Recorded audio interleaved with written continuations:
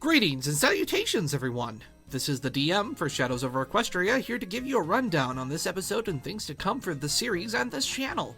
For those who might be newcomers, or those who have watched the first episode and want to get right into the action, go to this timestamp to get into the session. But for those who want to get the rundown of what happened between this episode and the first, stick around! Sadly, the audio for the second session was lost because of the growing pains of getting this show thrown together, but thankfully I can give you a full rundown of the essentials. Though before I do, I want to tell you all what's in store for the remainder of the episodes going forward. After this one, there was sadly another episode lost due to issues with the recording, but after that it's smooth sailing. Don't worry, a recap video will be made to catch you all up on the episode following this one. Now, on to the recap. The party arrived at Baltimore to not only find their contact for the city, but to find the pony who submitted the request from Hollow Shades, Clinch Coffers. The group's first stop was City Hall to get directions to Clinch's abode, and along the way they ran into two new allies in their fight against the darkness plaguing Equestria. Infatua, a curious flirt who had a vested interest in the party from a mysterious benefactor, who also wanted to assist the group in their mission. Though most of the party seemed indifferent about this, others seemed to harbor great suspicion about this man, but begrudgingly let her tag along, to see if her claims about wanting to help were true. And they could use a guide for this mostly unknown city. And Zuki, a zebra fresh off the boats from the foreign land of Zebracut, met the group in City Hall proper after being paid for their good deeds in the city's homeless shelter, helping heal the sick and injured. Finding a common goal and potential help in his quest, he decides to join the party as well. After meeting their contact, an investigator simply known as Sonata, they were given the keys to their townhouse in the city for when they return for missions in the future. After a quick rest, lunch, and proper introductions to their two new friends, they reached the bad part of town, where Clinch was residing. After a small scuffle with some bad birds from Graphonia, expertly handled by Zephyrus and magic from Graphite marks, half of the party went into the building to fetch Clinch, while the rest stayed outside. Graphite, fascinated with an out-of-order elevator, stayed behind while the rest took to the stairs. And, due to some magic and clever thinking, met his companions on the 5th floor to meet with Clinch. Meanwhile, downstairs, police stopped by to investigate the scuffle, and were sent in the direction of the gangster Griffins. Now having met with Clinch and his friend Hippogriff, Starry Spangle, the party finally gets confirmation about the severity of their job, and recruits Clinch to head back to Hollow Shades. The party comes together and heads out of Baltimore, gathering onto the train and heading out to their final destination, the humble town of Hollow Shades. But along their way, they make sure to have an epic jazzercise montage!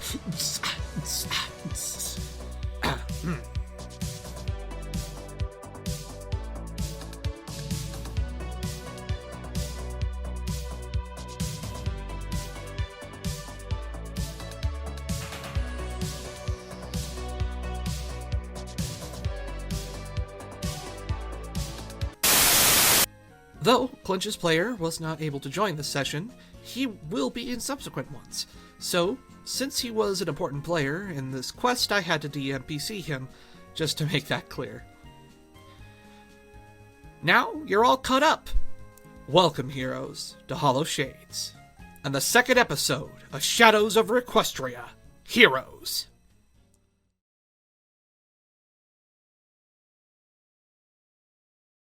So, since a recap was technically already given, I will keep this one very brief to the best of my ability. After a lot of you joined together for the first time in the capital city of Canterlot, having answered the call to become heroes, you all met with the heads of the operation, that being Lawkeeper Equity and the Ambassador Julius Gemstone. to accept your first mission. To assist a wayward druid whose home lies on the edges of Hollow Shades. After a awkward introductory session between all of you, the train left and soon arrived in Baltimore. But along the way, you picked up and saved a stallion simply known as Tidalwind. From there, you picked up a further 2 allies in the form of Zuki and Infa, one of which took interest in the party, while the other seemingly had goals previously aligned. A want to do good. From there, you all met with your contact in Baltimore, an investigator simply known as Sonata. After receiving the briefing, you all took a moment of respite at your townhouse to then reboard the train and begin the journey to Hollow Shades, but not before having a sick-ass, awesome, jazzercise montage. Oh. Hell yeah. Yeah. Hell yeah. Still need to sketch that. That sketch will go up now. Oh. Oh shit. Oh no. I'm providing premeditated narration. Indeed. Anyway, the session ended with all of you settling down for a long rest. And we pick up. You guys should be at this point here. Journey. To break the ice for some of our newer players here and to get back into the swing of things, how about we go through what you guys' morning routines are whilst you're aboard the Well, Heroes Express? I like to start off with that Tidal has somehow managed to gather everyone up because he had something to announce. That is very easy. You Oh. all live in the same train. So I'm just gonna keep it brief and just say that Tidal has been able to remember something. He recalled 2 specific things. Something about a power within and a power without. He recalls a somewhat wilder side of himself that he doesn't fully understand yet, but tries to make sense of it. As for the power without, he mentioned something along the lines of protecting those that can't protect themselves. Do you think this power within you is physical in some sense, Tidal Wave? I am not entirely sure, but perhaps it will help me with that other thing that I mentioned, protecting those that can't protect themselves. I can respect that motive. I would recommend you meditate on it. Meditate? That always helps me connect with my ancestors, with the spirits, whoever I may need to consult. Yes. Although there's one last thing I'd like to bring up before you guys can go. It seems that I made a promise with someone about what I just mentioned. I'm not sure who this creature is or if it's even relevant, but something about that promise feels of note.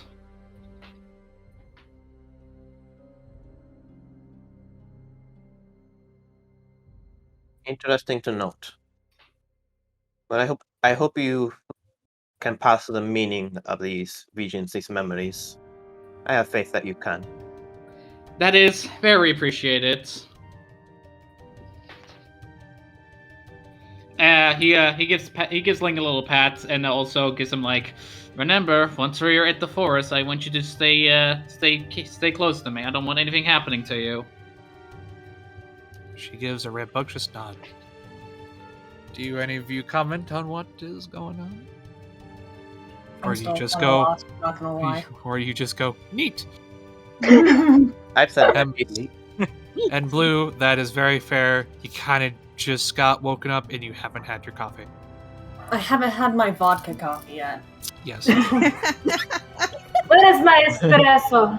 I need my espresso. Excuse me, madam. Here is your coffee. Thanks. Get out. Yes, sir. Moonlily is just silently making some tea and pouring in honey and milk. I Coda will is say, gonna go to the kitchen and get herself an espresso. there is indeed a espresso machine. Zuki makes his own tea, and he offers it out to anyone, mainly making them for himself. For anyone who decides to try it, it has a sweet taste, but it's very bitter if you're not used to it, because you use a lot of traditional herbs in it. But now let us go back to the icebreakers. Morning routines. So we heard from Zuki, and we'll go down the list. Zuki, what is your morning routine other than making your own special brew of tea? Zuki's morning routine is fairly simple. Like I said, he makes his little teas and stuff. He meditates for a bit, just collecting himself, and then just generally just wandering around the train, just seeing if anybody needs anything. Just down to help. Wanting to be a helpful hoof. Yes. Azure, what is your morning routine? I'd say she starts off by stretching and waking to the morning sun, and then starts, the long process of brushing out the mane and getting all groomed and ready for whatever the day brings. Waking up blue. Waking up blue is part of it, yeah. Just wave a bottle of vodka in front of her nose. She'll get Weighs up. the vodka. It's like, starts The problem pulling it is- slowly away from the bed. The issue is there is no vodka in the train. Oh no! I'll take tequila or whatever you got, even if it's Is there cheap no shit. alcohol at all? There is wine. If there are potatoes, there Wine works. Wine works. Wine takes the wine, puts it under her nose, and starts slowly pulling it away from the bed, so she'll be forced to get on her feet. This is whining. Now we know what happens to all the alcohol. And then, Pretty for the much. most part, while she's getting herself ready to go, she's also getting Blue ready to go because someone has to. Something Get else. myself ready. Thank you very much. You say that, Blue, so what is your morning routine once Azure finally coaxes you out of your deep, restful slumber? Coffee, whatever alcohol is nearby. Get out the dildo. That's it. What? What? What? Glad to see that it's already started. The coffee is in We are going to set I love that the fucking down. triple take. We're going to set that down and walk away. I'm going to be the bane of your game today, Julius. I was warned, but I was not ready. I thought I was ready. You were not. You were not ready. Are you at least quiet? Are you I'm in my own solitary corner of the train. Thank you. You have your own private rooms with Azure. Giggity. She doesn't even understand what that thing is or what it does. Azure gets kicked out. Here's a question. Julie. Julius. Celestia saved me. Here's a question. Fuck, Julie. Are those rooms soundproof? No. That's why I ask if she's quiet. Are you so pleased here? Because No, if first not, she has to do her job looking after Azure because that is her Make job. a stealth check. They look after each other. God. oh, good lord. Make a stealth check. Sure, I'll make a stealth check. Oh No, Okay. you don't have to. We're just trying to go through people's morning routines. Oh my god! 12. Yeah, 12. I got a 12. All right. All right. Anybody who doesn't have a passive perception over 12 doesn't hear anything. For everyone who does, Perception, a There's passive something perception going on in that 12. room, and you don't know There's if you want something to going on in investigate. that room. Oh god, my Last passive time- is 13. So you said, Julius, did you say above 10? Above 12. Yeah. Above 12. Title just covers Link's ears. She doesn't know what's going on. I just made it to 11. Azure is like- very confused by the noise. I am 11 as I- well. I've never been more relieved to have a low passive. I like to think. Here's the thing with Suzuki. I like to think that he's just walking through like the halls, like with the doors. Like he hears it, continues walking. Here's the question. Julius, Let us move on, please. What? Web shatter. does she have to roll a stamina check? No. No. Okay, let's move on. Notes gone on a little You bit probably too just long. edge throughout the day. We have not reached that point of the D&D yet. How do I make a stamina check? Is that just a con check? Don't worry about it. Sorry, Only Shannon. just begun. You're so I am sorry. impressed at how quickly we broke Julius. He said he It was took- ready. He was not. I told him. I am ready. It's just Straight up we breaking don't need to news get now. into these mechanics right now. I have mechanics for it, just not right now, please. Oh! Oh shit. What if one of you falls in love and wants to have a kid? Gotta roll some dice for that. Julius, I told you what's going to has already. Hush you. Cantabile, Look, please. What do you do for your morning routine? What a great start to the session. Coda with her 11 perception doesn't hear anything. So, or her passive perception. So she just rolls out of bed, stretches, she starts doing her vocal warm-ups. So like,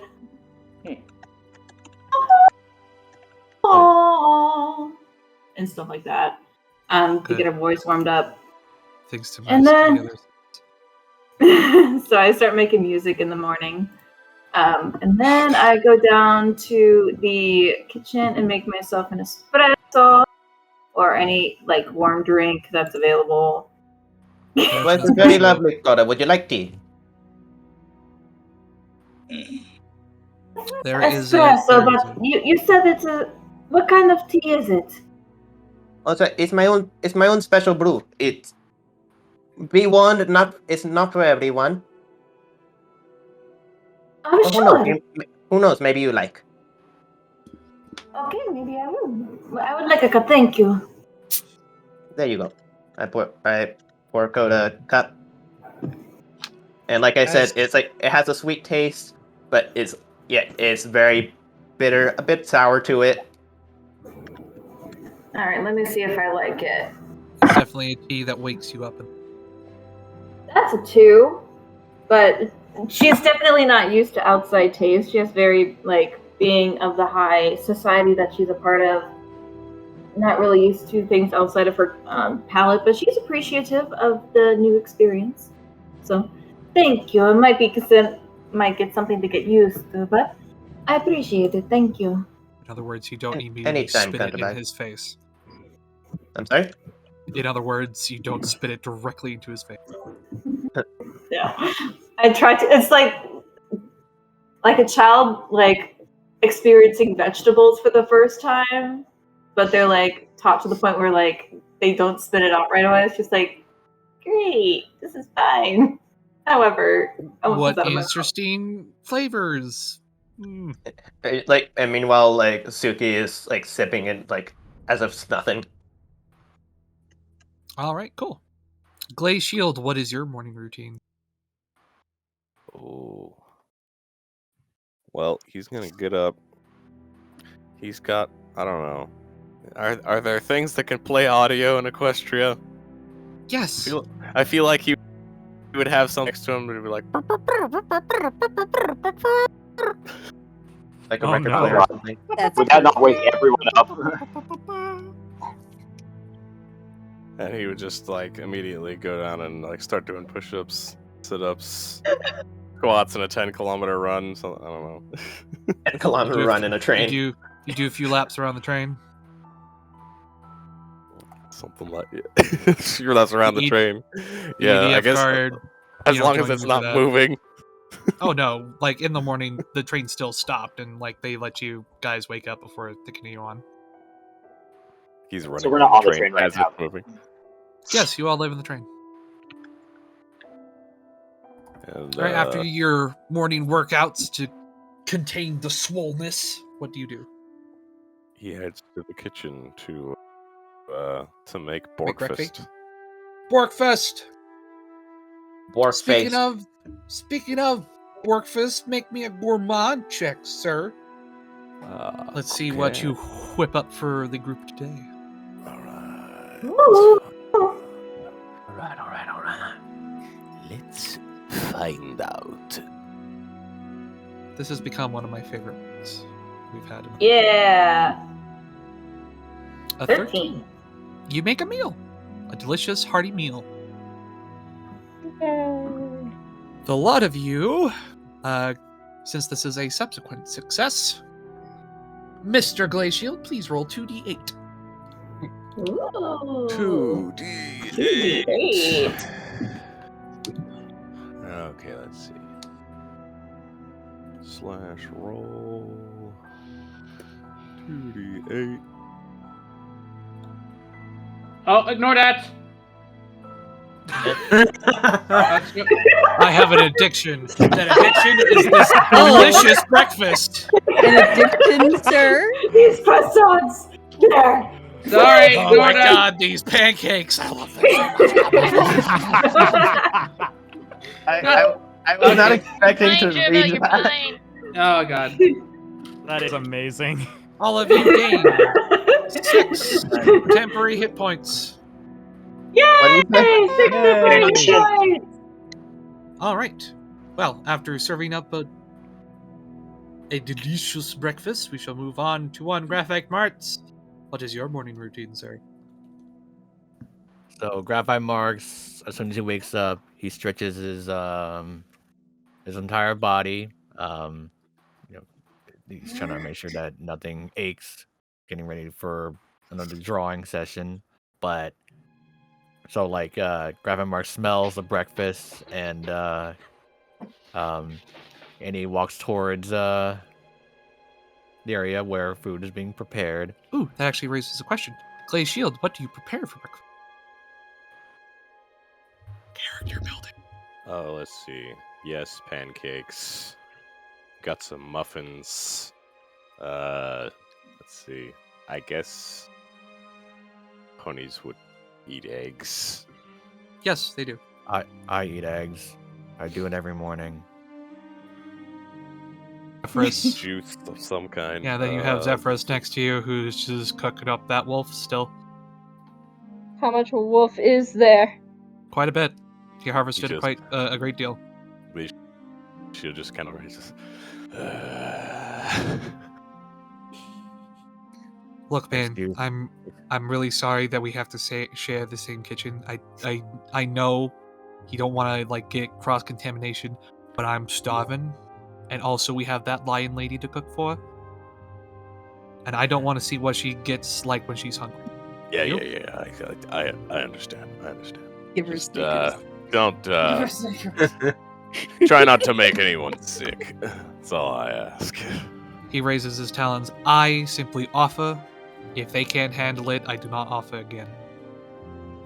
Graphite Marks then busts Gives a in nod. and says, I'd like to try both of you of what you're cooking. When it is done, sure thing. And he will give you a cubed bit. He made more or less just a hearty breakfast mix, Zephyrus, because he actually rolled pretty good on his cooking check. You don't get bonuses unlike the gourmand over here because he's really good at what he does. Zephyrus knows how to make food like a functioning human person. He made, hash browns and eggs and the wolf. And go ahead and you take a bite. It tastes like pork chops. Graphite may react to that as you will, because I cannot tell you what your character likes to eat. We'll generally eat whatever. If he likes it, he likes it. If not, he'll take it out if he wants. Now roll as you swallow it. Go ahead and roll me a Constitution saving throw. Mm-hmm.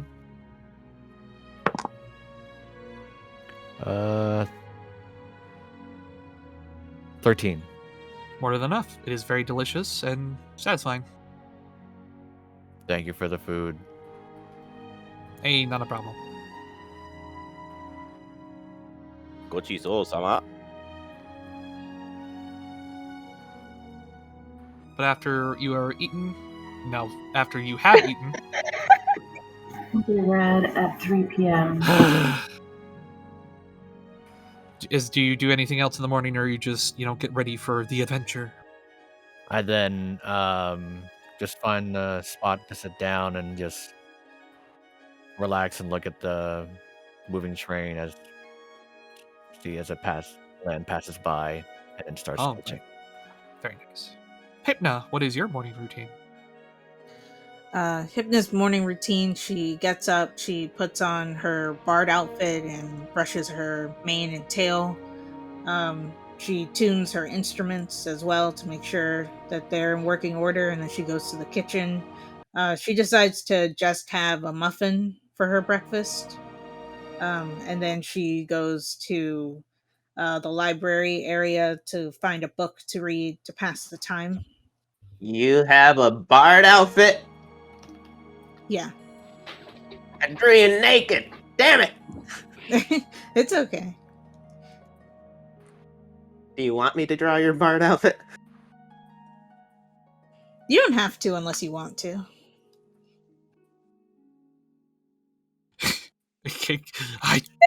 You have a bard outfit? I drew you naked! Later on, I can draw Hypna in her bard outfit and post it. Artist flips table. Damn it!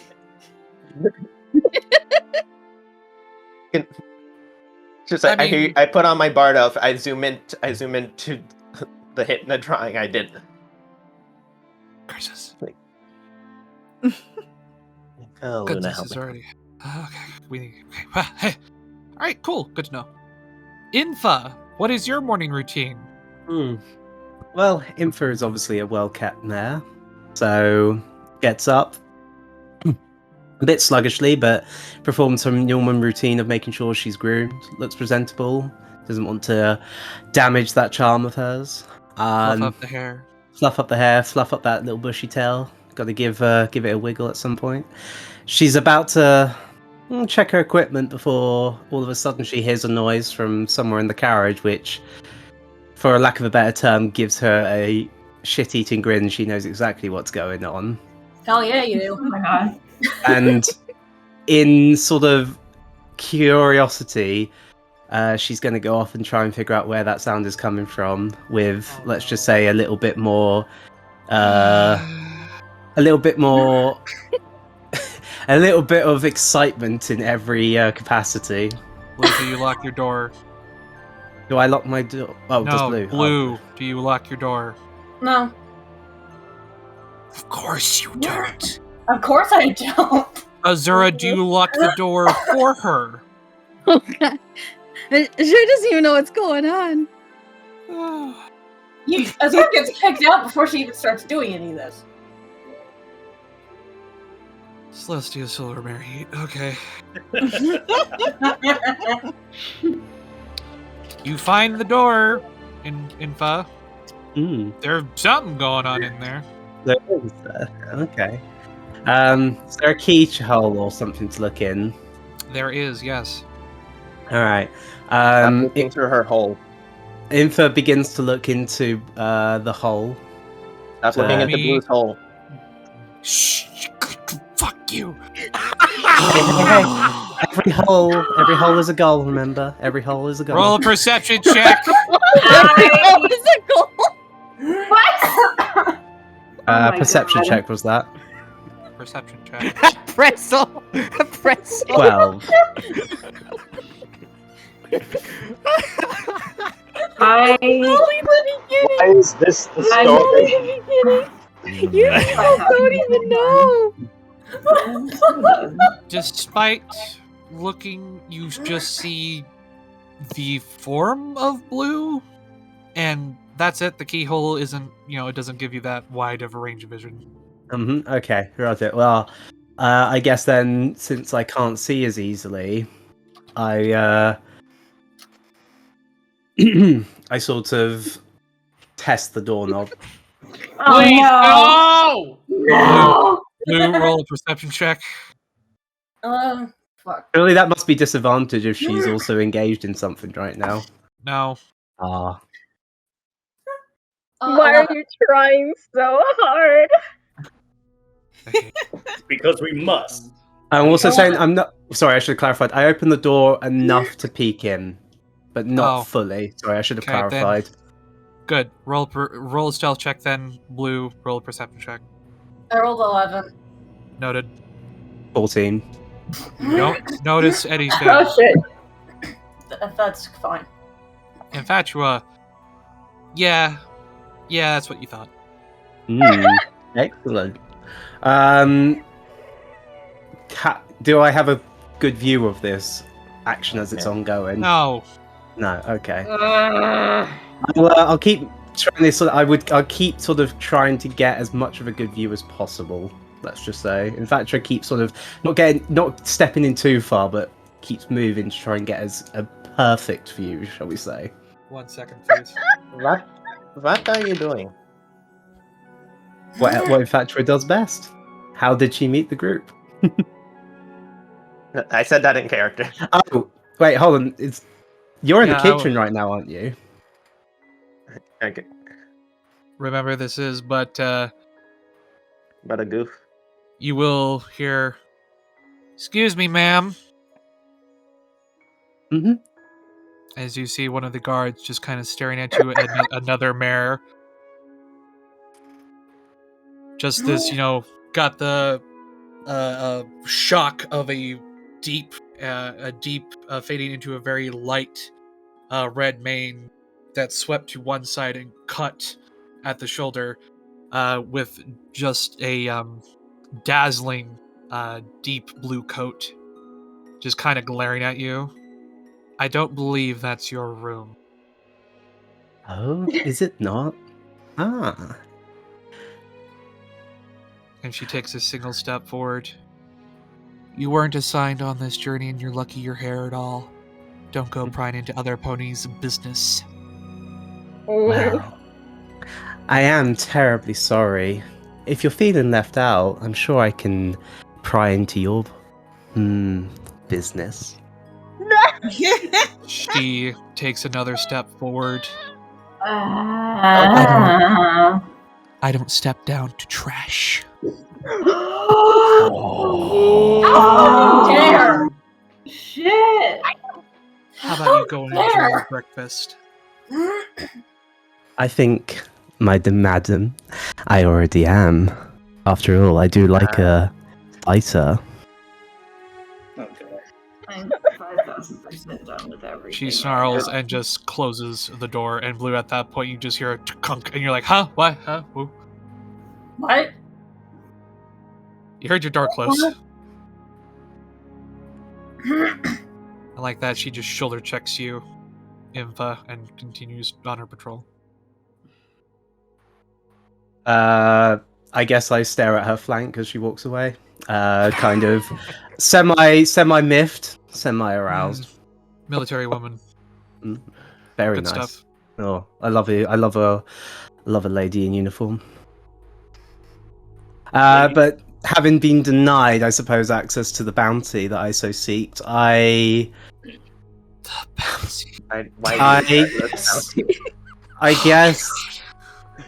guess I will instead start making my way downtown. No, I'm going to. Having heard that, I'm going to head. Having failed, obviously, I'm going to start heading back to my quarters. and continue to prepare for the day.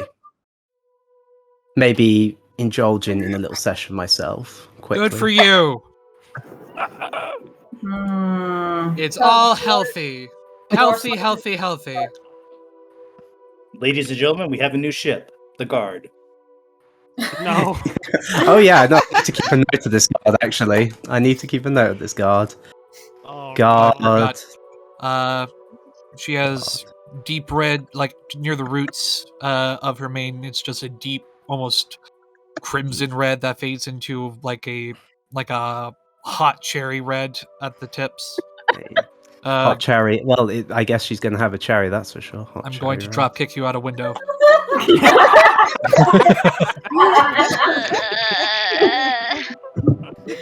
Poor Shannon. Very deep, almost like sparkly clean, deep blue coat, and just sparkly the clean.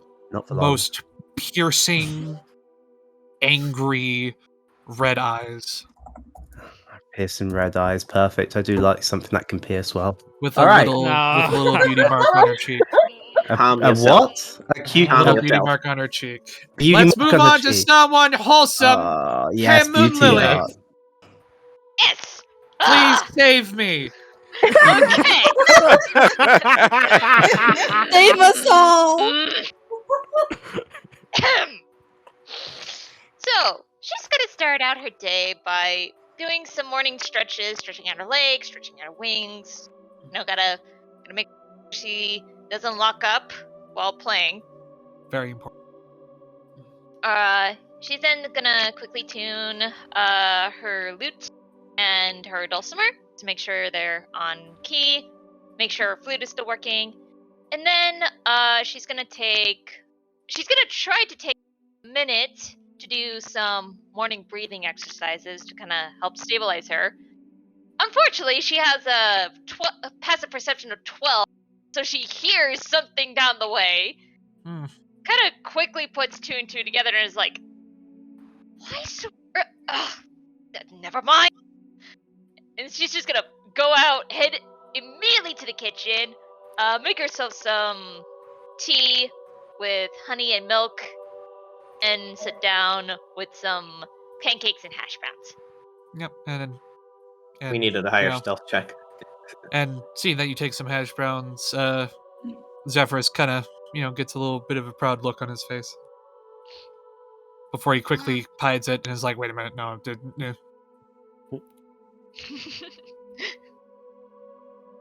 Wait, no, I'm showing emotion. Damn it. But yeah, New very emotion nice. unlocked. Oh, it's actually like my cooking. Holy shit. All right, Nightcrawler. Your cooking is good, friend. Hey, I try. Nightcrawler, what is your morning routine? Alright, so Nightcrawler's morning routine is he comes back to the train after an entire night of just snooping around the town to see what ponies are up to and just get. You're not in town just yet. What? You're not at the town just yet. You stopped I for the thought night. we're okay, but I'm confused as to where the setting is then. Where are we? We are in a train. You're there. I thought. Okay, are we train stopped at a station? What's going on? No, you just stop on the tracks. Why did we stop on the tracks? The train stops during the night. This train stops during the night, yeah. Okay. Well, then he's just been snooping around wherever we are. This Out in wilderness. the middle I of the guess. wilderness. It's very beautiful Yes. out here. After you saw a hedgehog. It was very cute. and got memories of a raccoon that helped him one time. But after spending all night just out and about, he comes back to the train, grabs a quick meal from Glaze Shield, and then heads to his room to take a short nap. Although he does hear what's happening in Blue's room, but unfortunately his curiosity isn't strong enough to outweigh his exhaustion. Thank God. Thank you. Fortunately. We already have one peeping Tom. We don't need another. It'd be bordering on creepy. The more people would. Hey, it's not a peeping Tom. It's an admirer. No, sorry, it's an entertainment admirer. Admirer. No, you sound very much like he's dumb. All right, but Peeping very fair. Terra? Ocean fish, my sweet child. So you all should be very glad that my perception or passive perception is low enough, because otherwise you would have ruined a child. Julius has not had the chance to have a talk yet. It's wrestling. She's wrestling. Just wrestling with herself. So, What? I just got back. What? Don't worry about it, but You're gonna. Ocean is starting to get kind of hungry for the first time in a while. would But you like to check your sack lunch? yeah, All right. You check your sack lunch because you know that the ambassador makes really good food. it's very good food. And you're hoping And you're hoping that will sate it, but along with a stack of delicious sandwiches, both pony friendly and also carnivore friendly. There is a small, little, incredibly beautiful crystal vial that has inside of it a pink-like mist, almost, with a small note attached to the top of the vial.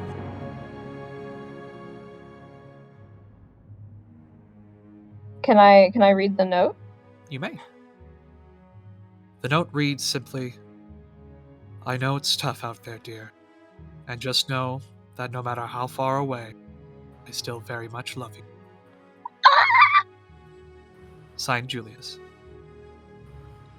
Ocean fish will kind of feel better from that already and save the vial for later. They do not need it just yet. Do you have one of his delicious sandwiches? I do have one of the delicious sandwiches. Do you have a vegetarian or carnivore sandwich? Ooh, let's go vegetarian. It is a delicious cucumber sandwich. And I'm going to tear off little bits of the bread to give to Rat. Rat is very pleased. We enjoy this. What did I miss? I had to deafen for a bit. There was a wholesome moment. I guess I'll have to listen to the recording. Yes, exactly. Much needed. So, other than that, sort of just stays in the room because we like the room. Room is good. Room is very. Well, hi, Mark. It's an underrated movie. Truly, criminal masterpiece. I did not hit her. I did not. Oh, hi, Mark. You're tearing me apart, Raptus. tearing me apart, Liz. What? A fun voice actor collab would be like a complete redub of The Room. Oh god. I don't think we wouldn't be able to do it justice though. EOJ does The Room. I would love to most get a piece of mega that. brain April Fool's joke ever. Okay, but D&D. Just play it completely straight. Yes, completely straight. Do you do anything else with your morning routine, Ocean Fish? no, because outside means people. Yes. So, no. Fair. That scans. Starry Skies, what is your morning routine? For the most part, he just gets up, gets dressed, like make sure that mane and tail are properly brushed and probably taken care of. Yep. And just goes down the hall to go get some food, meet up with Zephyrs because he noticed that Zephyrs was not in the room. He's probably already making the food, and unfortunately also hears what Blue is doing. You're from Manhattan. I just You're not ignore it and just surprised. move on. Yeah. I just go like, ah, yes, another Tuesday. Yep. Manhattan is not a place of modesty. For me, it was Tuesday. Goes down to the dining kitchen area and says hi to Zephyrs before taking a muffin. He just gives a wave because his beak is full of food. Take smaller bites, Zephyrs. Jeez. No, fuck you. Take a big word. Is Moonlily with a mouthful. Oh, come on! Swallows. She gets what I mean. I just go and take my food and goes to sit down to just eat. All right. And for Zephyrs, y'all don't really know what his morning routine is, other than he comes out looking how he usually does, which is his resting bitch face. You mean this resting bitch face? Yes, that one. That is the almost constant look he has, no matter what time of day it is, unless something funny is happening or he's talking.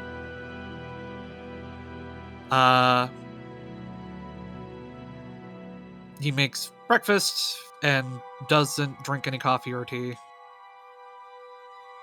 And other than that, he just watches you all like you're a fucking sitcom. Because a very interesting cast of folk. Yes, he finds all of you hilarious. Tidal Wave, what is your morning routine? Actually, it's actually beneficial that you're giving me this late of an opportunity to talk, because in the meantime, he's been trying once again to recall some of his memory, but I'm gonna say this with a big caveat. I'm willing to roll with the disadvantage because of what's happening with, that room. Oh no. I will say, at this point, no matter how hard you try, there's just a wall in your way. Okay, so after coming to terms with, okay, I'm not gonna find anything right now, he just heads off to the kitchen, covering Ling's ears because, she's too young for this. And he's just going to grab some food, especially looking specifically for some kind of fish for Ling. And oh yeah, Zephyrs kind of goes into the mini fridge. Here you go, kid. And he just hands Ling down some smaller, what appears to be sunfish, and she's just like, all right. He gladly thanks him for that. Although he would like to make the suggestion to at least keep some of it in case we're on the go. Oh, yeah, sure. Kind of goes up to a cupboard. So I tried to find good fish for it, but turns out it's hard to find fish that keeps on the go without it looking like this. And he just hands you a tin of sardines. I hope these are okay. I'll make do. Okay, cool. And after that, he just takes a moment to also get something to eat. But although he's not really there's something odd with him. He enjoys it, but it's not really what he's looking for. It doesn't have that oomph to it. That umami. So while he's not really, so while he's okay with what he's given, he's like, I would have preferred something a bit more oomph. What kind of oomph looking for? I'm not entirely sure. I guess I just have to try whatever and see whatever. Slowly pushes over a thing of meat. I guess that's a start. Don't knock it till you try it. Well, he sniffs it a little bit, like, this is not raw, is it? Oh, it's not raw. I'm a fucking wild animal. No offense. Okay, Looks kinda like- so he's gonna try a bit. It tastes like pork chops. You may do with that information as you will. Mm-hmm. It's When- juicy, flavorful, chewy, a nice char on the outside, deep and savory. I'm half expecting to roll. No. No? Okay. Okay. So I'm just like, not bad. Hey, glad to hear it. You know, if you mix this up with the hash browns and add a little bit of this, and you just kind of push this over a bottle of ketchup, one of my favorite easy breakfasts there. I'll keep that suggestion in mind. But you strike me as a hot sauce kind of man. I guess Hot sauce I stallion. guess we'll see in due time. I'll need to get us some hot sauce. He nods. Oh God, I need to get us some hot sauce. And like that, his brain begins to wander about all the wonderful possibilities. I can agree to that. All right.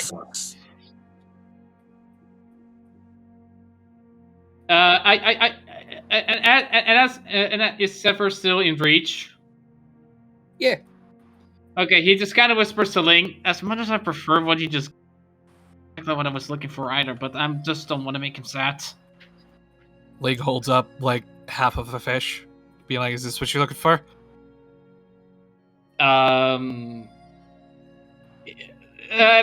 Tito's just looking at her like, I'll consider it another time.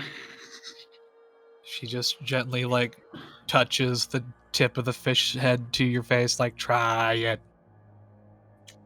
Okay, I guess it can't hurt.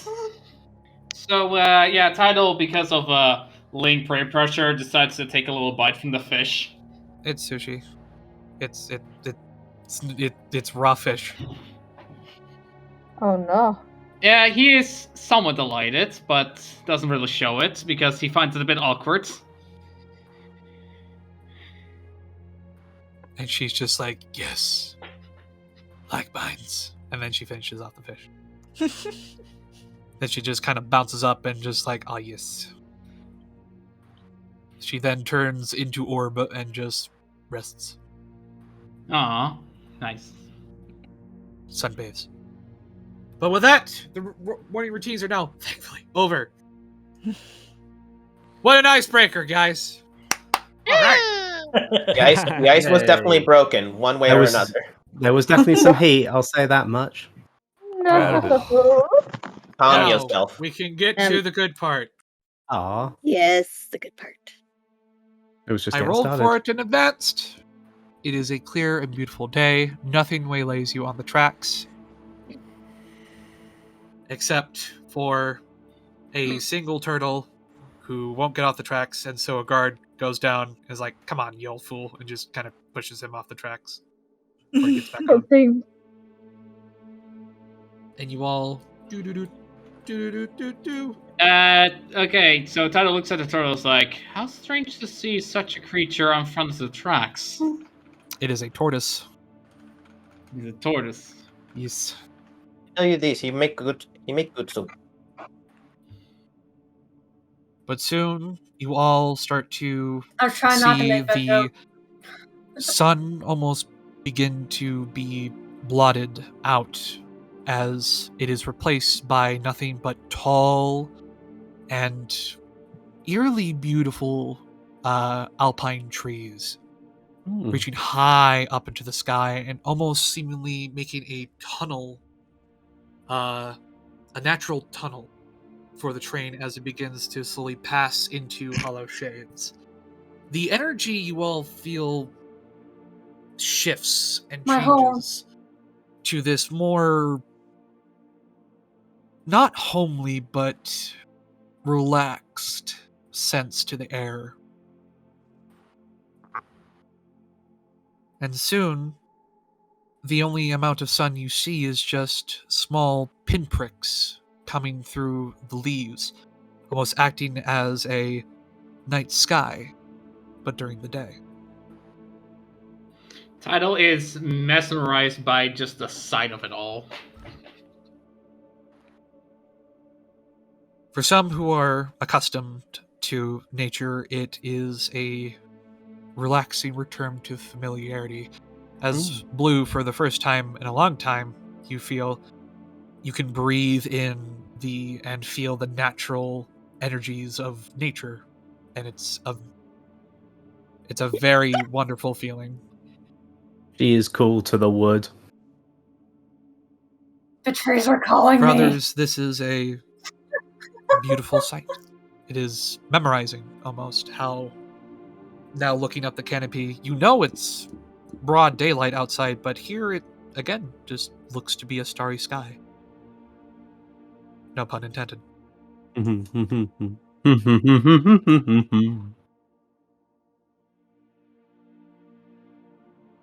soon, you all hear, "The station will be approaching in 5 minutes, every pony. Get your stuff." Guard calls out from the front of the train. So Tidal is gonna grab what he already has on with him, and once again looks at the thing like, remember, stay close to me. We don't know what's out there. If she could she gives a flippered salute. Moonlily's gonna get her stuff, and then taking note that she didn't see Oceanfish at breakfast, she's gonna go to her room to make sure she's getting ready. Oceanfish has all their stuff together, because always have all my stuff. And Oceanfish will open the door for Moonlily and then follow Moonlily out. Yeah. Azure's just almost bouncing with excitement. She's just like, we're gonna go see the map. Blue's gonna make sure Azure has everything packed, knowing she can be a little bit forgetful. I'm not sure if Tidal's close to it, but if he was like, you really like those ponies, huh? They're ponies with bat wings. I want to see more. They do seem interesting, so yes.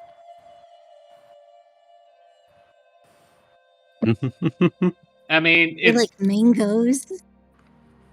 I've never seen a mango. She's excited I want to about see the a lot of mangoes things. too.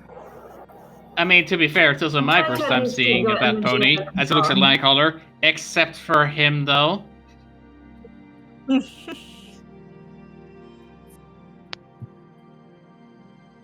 Are all bats like you?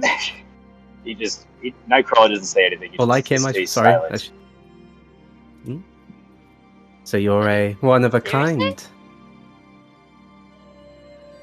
I wouldn't know. I've never met another one. Well, there are a lot of one-of-a-kinds in this fanciful group of ours. Yeah, fucking tell me about it. He then notices Oceanfish walk in the room. Like him. Well, like me. I'm only zebra, as far as I can see. Well, I will say, yes, some of you are certainly one of a kind, giving a sort of somewhat lecherous look at Zephyrus. No. He's like chewing kind of nibbling on his thumb talon, being like, right, kid, can't swear now. Crap. And you just see his eyes kind of redialing his filtration system almost. Like he's like, all right, I can't say that or this or that. Makes a note. Use child as weapon to deny him opportunities to respond. Starry Skies finally exits the train, adjusting the sword attached to his vest. So. Oh my gosh! Gives a nod to save you from falling off, because technically you haven't arrived at the station yet. You arrive at the station and you're the first one off. Let me get you all an image of Hollow Shade. Ooh. This is the moment when we find out it's not actually hollow. It's like really fucking Filled with This peaceful town.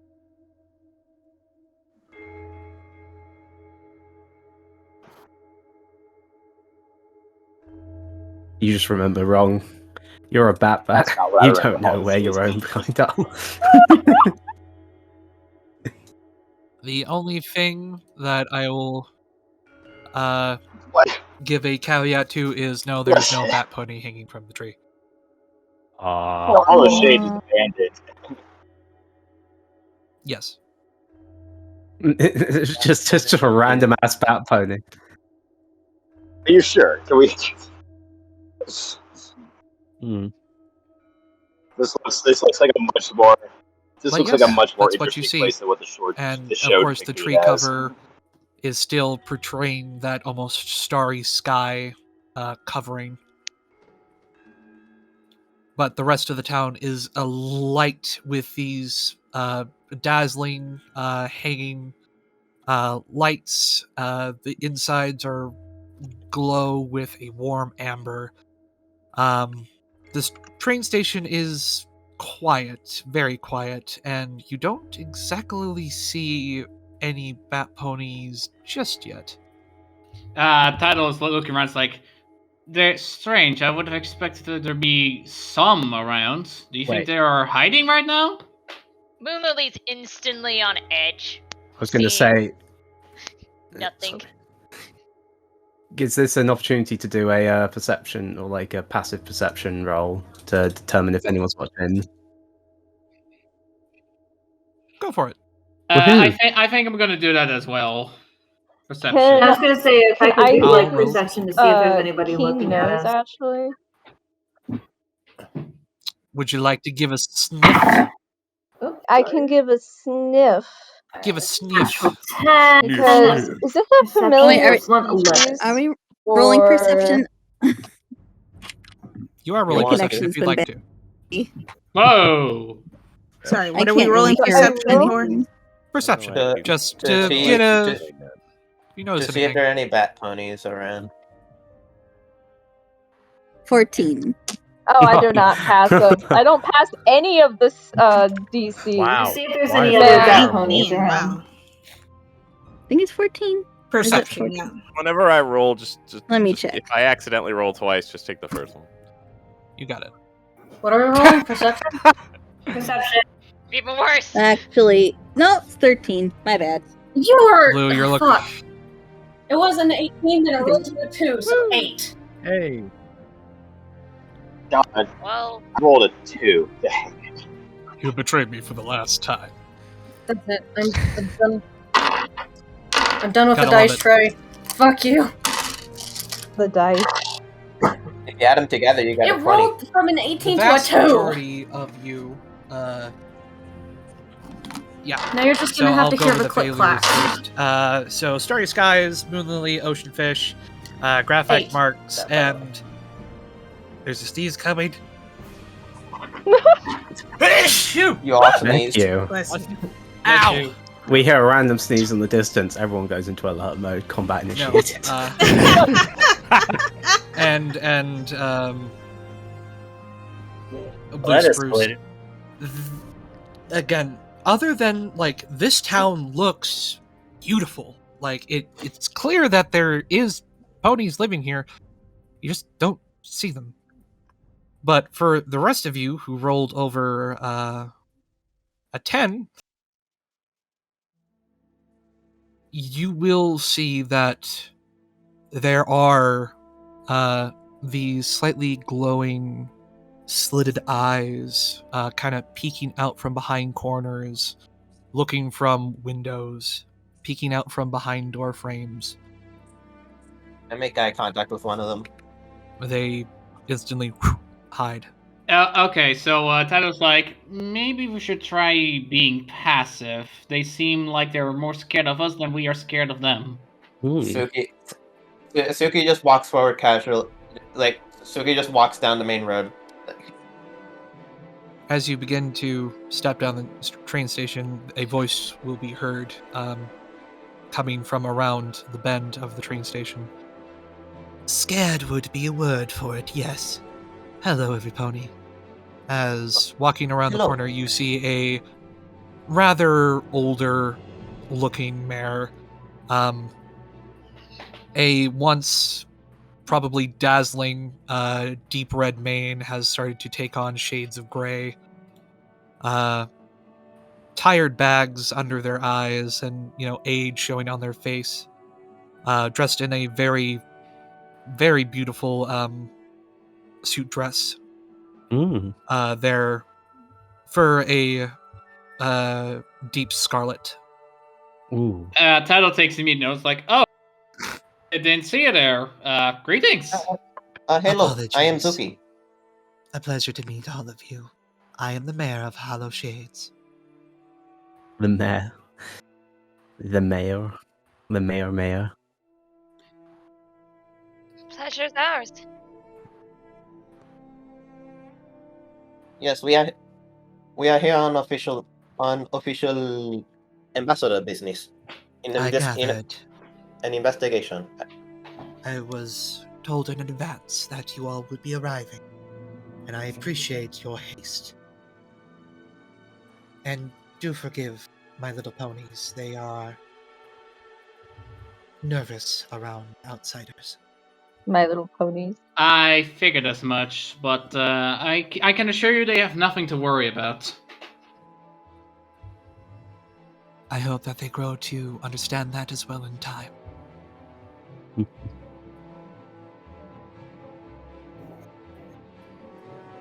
You may all call me Mayor Breeze. Or Where Breezy get the if you help? like. Mayor Breeze. Well, Sisha, Breezy, do you think you could lead us to the site of the crime?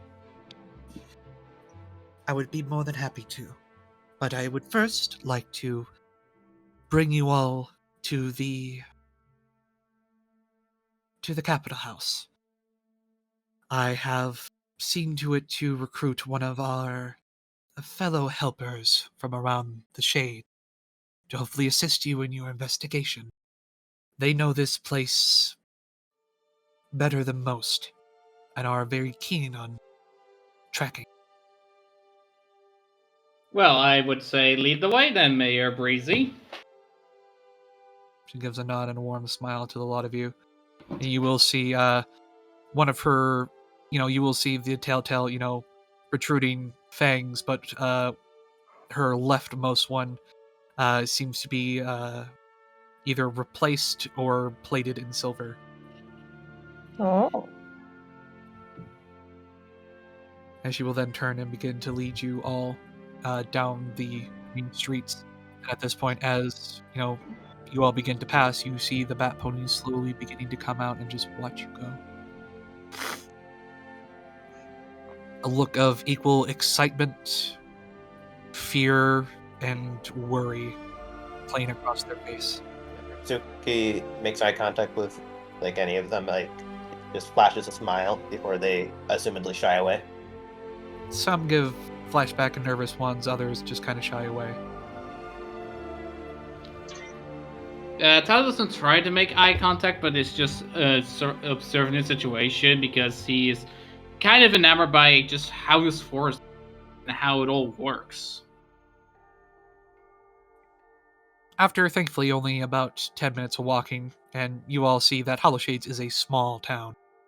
But it's, it's dense in its small space. The buildings are high, and the alleyways and streets are narrow. And there's a lot of building per square inch.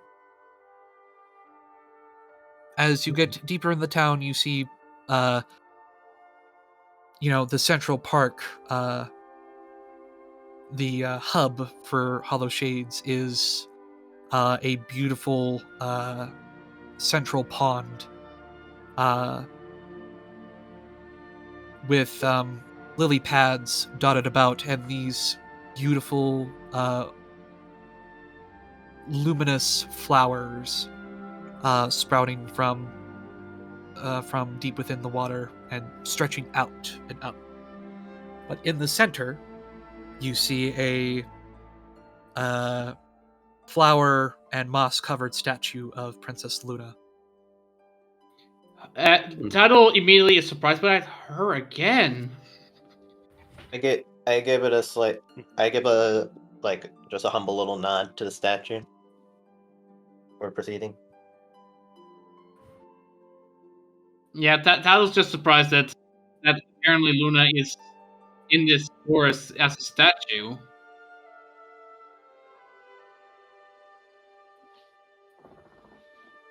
But yes, as you all walk past soon, she'll just say, "Wait out here for but a moment.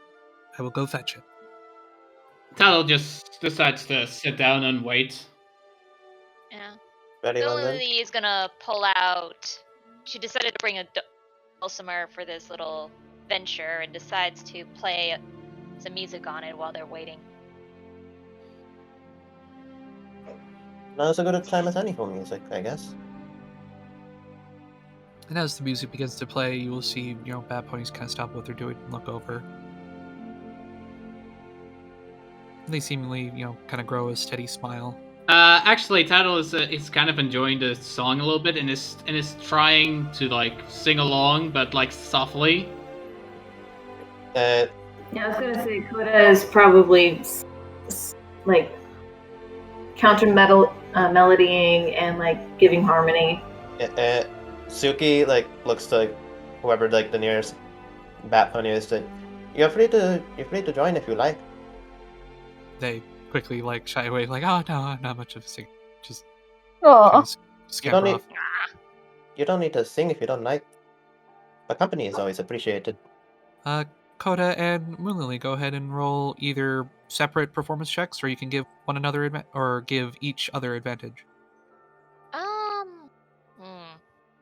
Yeah, but I think Tuttle's is also singing along for the first time, so I'm not sure. All right, then Title, you can, since you're also pitching in, go ahead and you can choose to give either Cantabile or Moonlily advantage. I think I'm gonna give Cantabile an advantage. All right. All right. Oh, I'm rolling low today. Don't worry, Zerbo, you don't have to roll. Oh, sorry. Okay, so that was a 14 originally. I thought I had to roll. Nope. That's, You're good. You're given the help action. That's an 8, so I'll take the 14 plus 4, 18. 18, very nice. With the assistance with tidal wave, humming in every now and again. Again, Cantabile, you live up to your family name.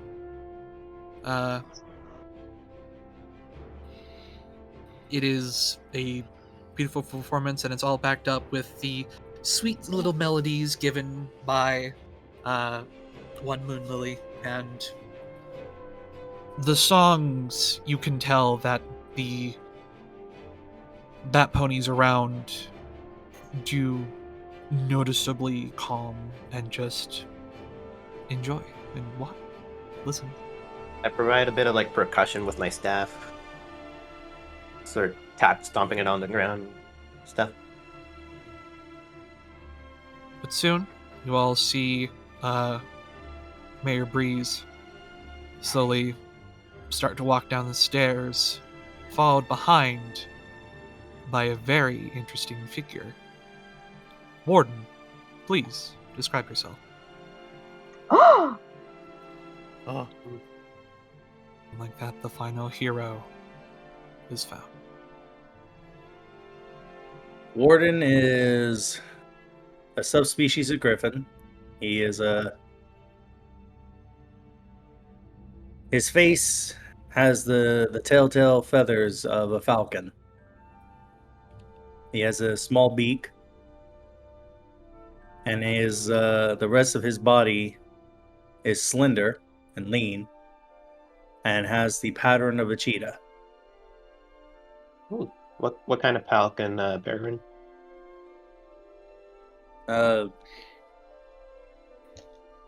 Peregrine falcon? Yep, peregrine falcon. Nice. Okay, so as you're describing it, Tattle just looks at Zephyr's like, "Are you two by any chance related?" I was about. Zephyrus slowly looks up to the sky.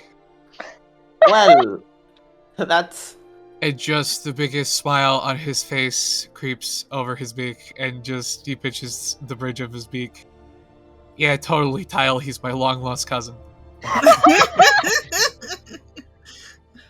That is not interesting. Moonlily, much like how Zephyrus was when he saw her for the first, just looks at Zephyrus, looks at the Griffin, looks at Zephyrus, looks at the Griffin. It's like, who the fuck did we find Griffin here? Starry Sky sort of just mutters, going like, "I just thought the same thing when we first met, Moonlily. In terms of like, I never thought I'd see another crystal pony so soon." Warden hears a lot of the commotion. Yeah. Warden, as you walk down the steps, the mayor did, arrive thankfully after you came by and was hoping to meet with her. You informed her of the situation, and she personally requested you to stay and assist these oncoming adventurers. So what you didn't know was the hodgepodge of adventurers that you're seeing. Warden looks over to the mayor going, Mayor, I know you said that you were getting some outside help, but you said ponies, right? Not a ragtag group. Believe it or not, Mr. Coinshine, I was quite surprised to learn about the others as well. But that simply means that they are not, they are worldly. I see. Different perspectives. As Warden is talking to Mayor Breezy on the way down, he hears a lot of the comments that everyone's saying, and he looks over to the other Griffin in the group, going, so you're my long lost cousin. Now I see why you were lost. Mi familia! Oh! And he walks over and just gives you, the Griffin handshake where you grab each other's forearms. Wait, what? What? You're like, this isn't a normal greeting. But you kind of go along with it, and he kind of just gives you a firm shake. I'm so glad to see you. They've been driving me fucking crazy. I can see that. Pleasure to meet you. Pleasure to meet you, brother. I'm Zephyrus. Pleasure to meet you. My name is Warden. That is a cool fuck.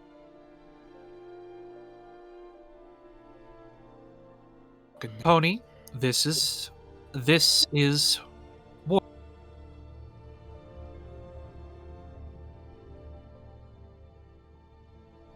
Warden, assistant through other this. Chris just kind of walks back and stands next to you, Starry Skies. It's about time. So Tadal takes a step forward and is like, I guess introductions are of the par right now. The name is Tidal Wave, and this little fellow over here is my partner, Ling. Ling waves. Warden looks over to Ling and Tidal Wave, nodding his head at him, acknowledging him. How a seal got all the way out here, Warden? You don't want to know. I'm almost afraid to ask, but how is there a seal with you? Oh, well, we had. Well, she's been very close with me for a very long time, actually. So a traveling companion. Well, she's more than just a companion to me, actually. Okay. You see Ling put up this seal version of like fisticuffs and puffs out her chest. A fighter. That's good. She kind of goes like, damn right I am, like putting her flippers on either sides. I just imagine him doing that same pose that Poplio does. Yes. Looking all proud and smug of themselves. Warden looks over to the rest of the group who have not stepped forward or said anything yet. Suki gives him a small wave. I'm the zebra. Nice to meet you. Well, Hello, I'm Suki.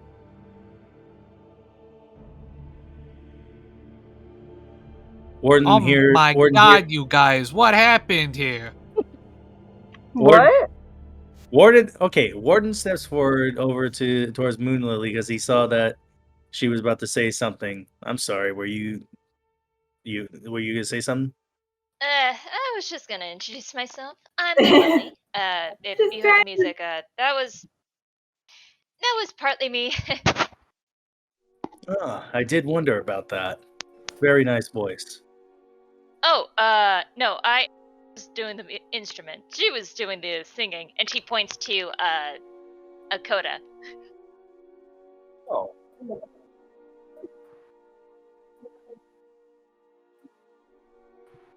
A pleasure. And my apologies for the mistaken identity.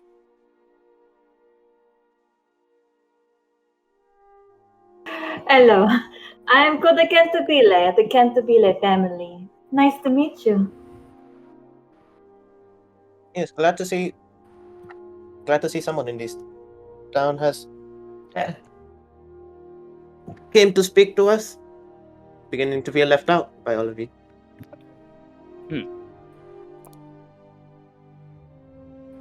So I take it you have many questions about what we're going to be up against soon. Am I correct? Yes, Actually, we do not yeah. have many leads. Oh, If you would all The only like, you lead can all come inside of the town hall to discuss it in private. Very that well, actually then. would be preferable. That would be helpful. Yes. That I is a would good prefer idea. that, actually, yes. Then please follow me.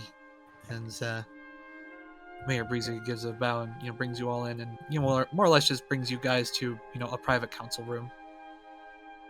There is water and pretzels. If you are Julius, hungry and/or peckish.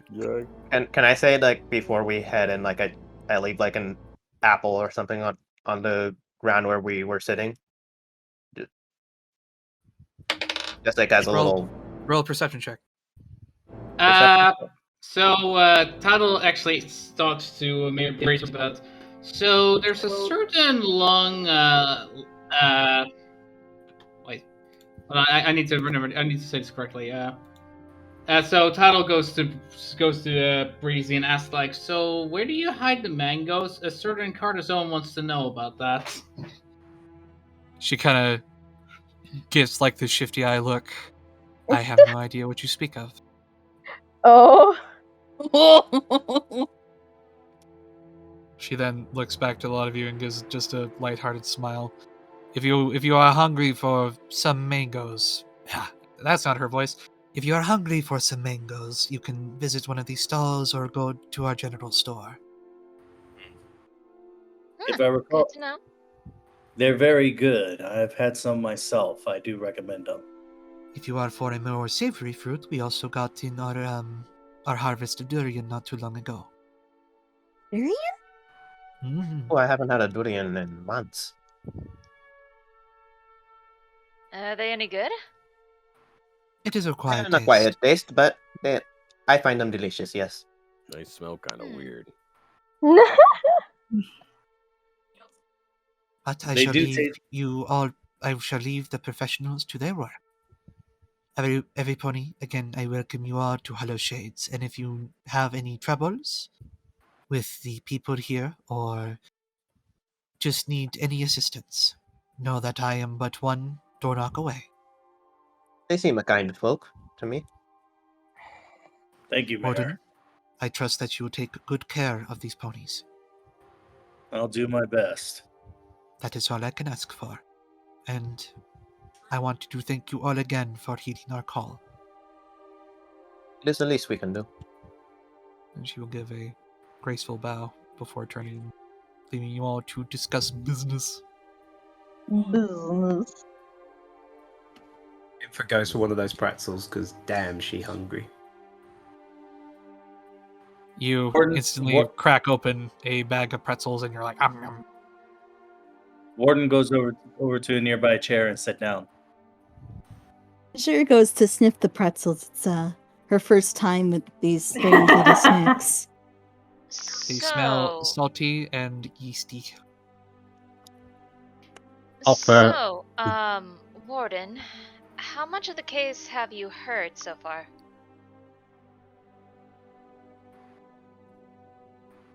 Time out a sec. Julius, just double checking, but the same case is what you and I started off with in the session? Yes. Okay, just double checking. Other than what I've seen with my own eyes and been told by the mayor, not a whole lot. I know for a fact that that we're facing some dragons that apparently are trying to make their own home. Wait. What? Dragon?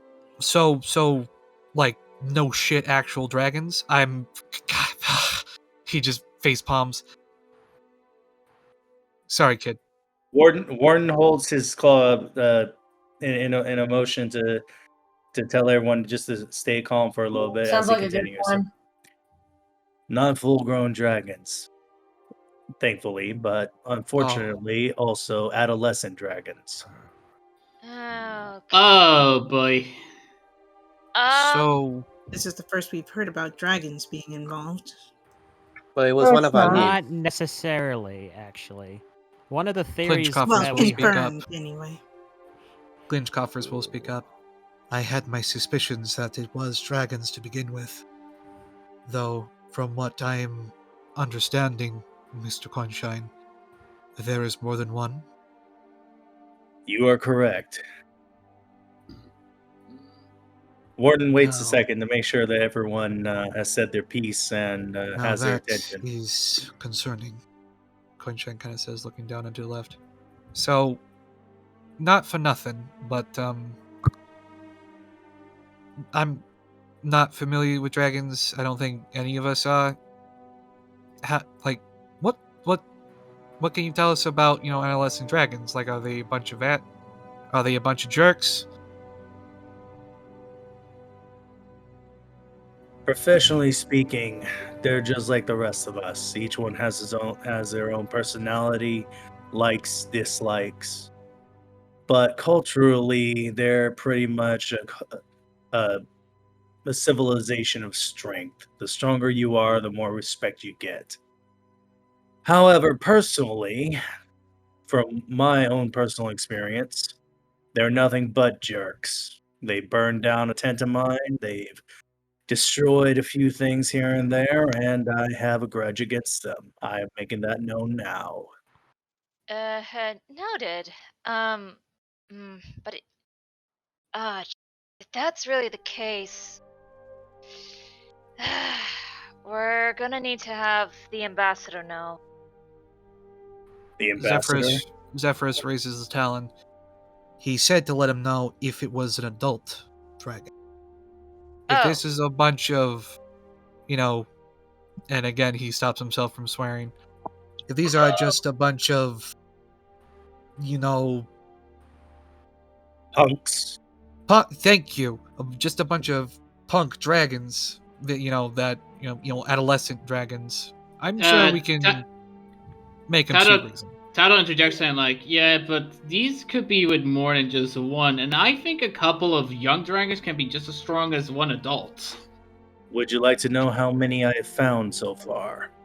Yes, please. You found some dragons. I have not seen the dragons in person yet, but I have seen the evidence which tells me how many.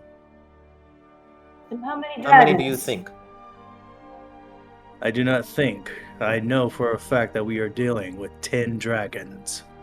10 dragons? Oh, wow. Ocean I thought we might see with 10. This is so they're just shocked Pikachu face in the corner.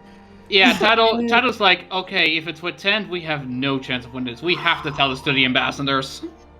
Why don't we just make friends? Every pony, all I did was tell you the good news. Oh, shit. And there's bad news? Starry Skies just sort of chuckles and goes, of course there's bad news. That was the good news. Yes, that was the good news, because now we know how many numbers we're dealing with. The bad news, unfortunately, is that I don't think these are our normal, everyday variety dragons. What do you mean? Meaning what exactly? The nests What, does I one of took them like have an interest in tap dancing or something? possibly, but I didn't get a chance to ask. Keep that in mind. Warden clears his throat and looks over everyone, giving them a second to collect their thoughts.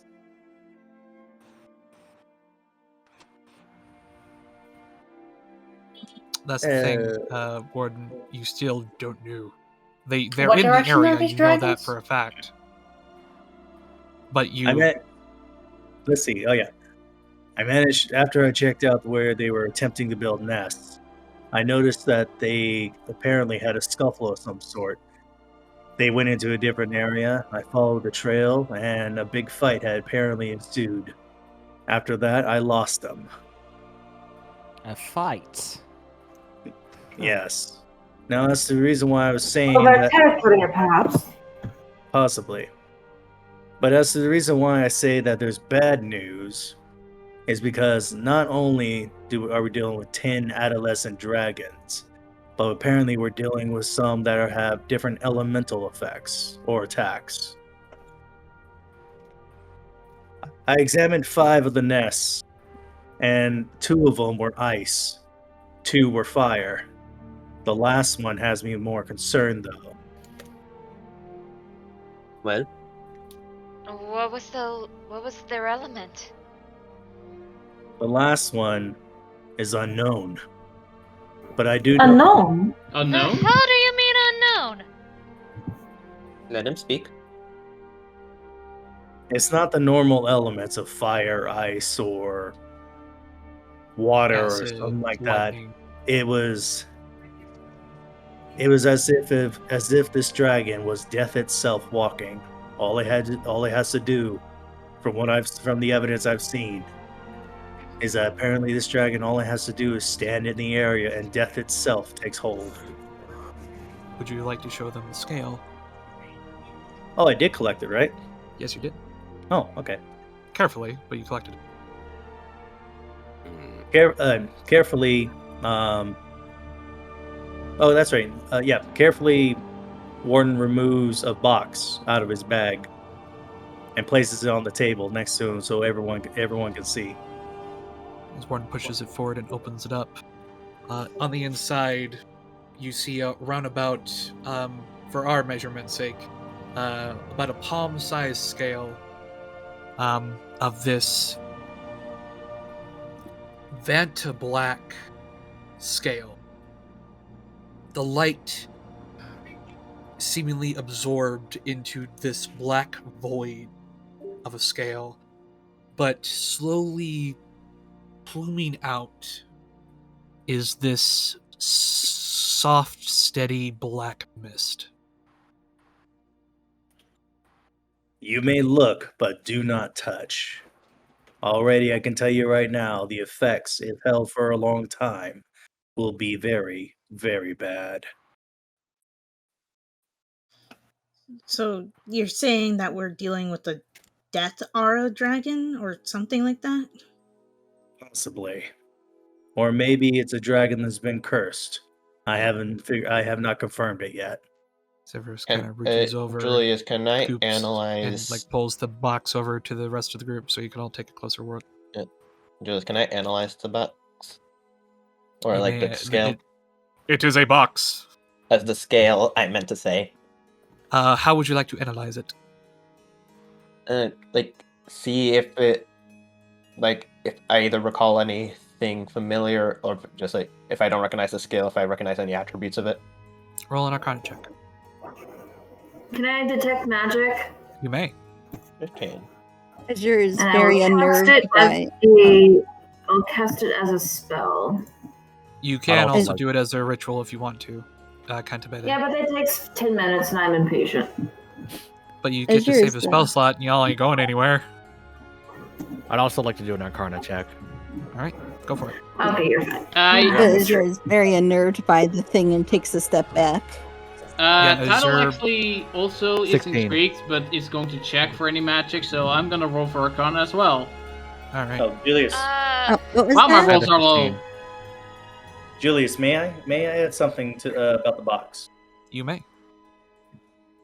Don't worry, everyone. I made sure that the box was lead lined just in case the effect seeps out. But were you gonna say it before, Julius? Right? Yes, Azure, with your natural sensitivity to things that you still don't fully understand yourself, there is a deep, deep feeling of dread coming from that scale. The longer you look at it, the more it makes you feel wrong. For the base Arcana check from Zuki, this is indeed there is quite a bit of magic flowing through the scale, even though it's been separated from the body. You can tell just by the black mist slowly leaking from it. Whatever this scale came from, it's incredibly powerful. With the detect magic from Miss Cantabile, after 10 minutes of going through the motions and setting up a small circle around the box itself, with chalk and soft hums and melody notes, your eyes flash the color of your arcane, and you gaze down at the scale, and it is a black orb of not only necromancy, but pure negative energy. Coda just shivers at the pure negative We're energy. all seeing this happen, right? Oh, this thing is like that.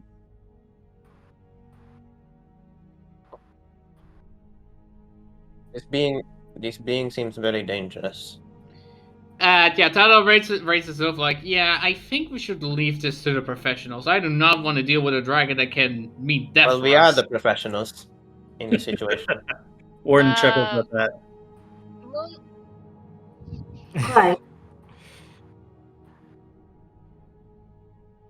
Question though, do you have any idea about these dragons? Shall we say, We intentions? are 911.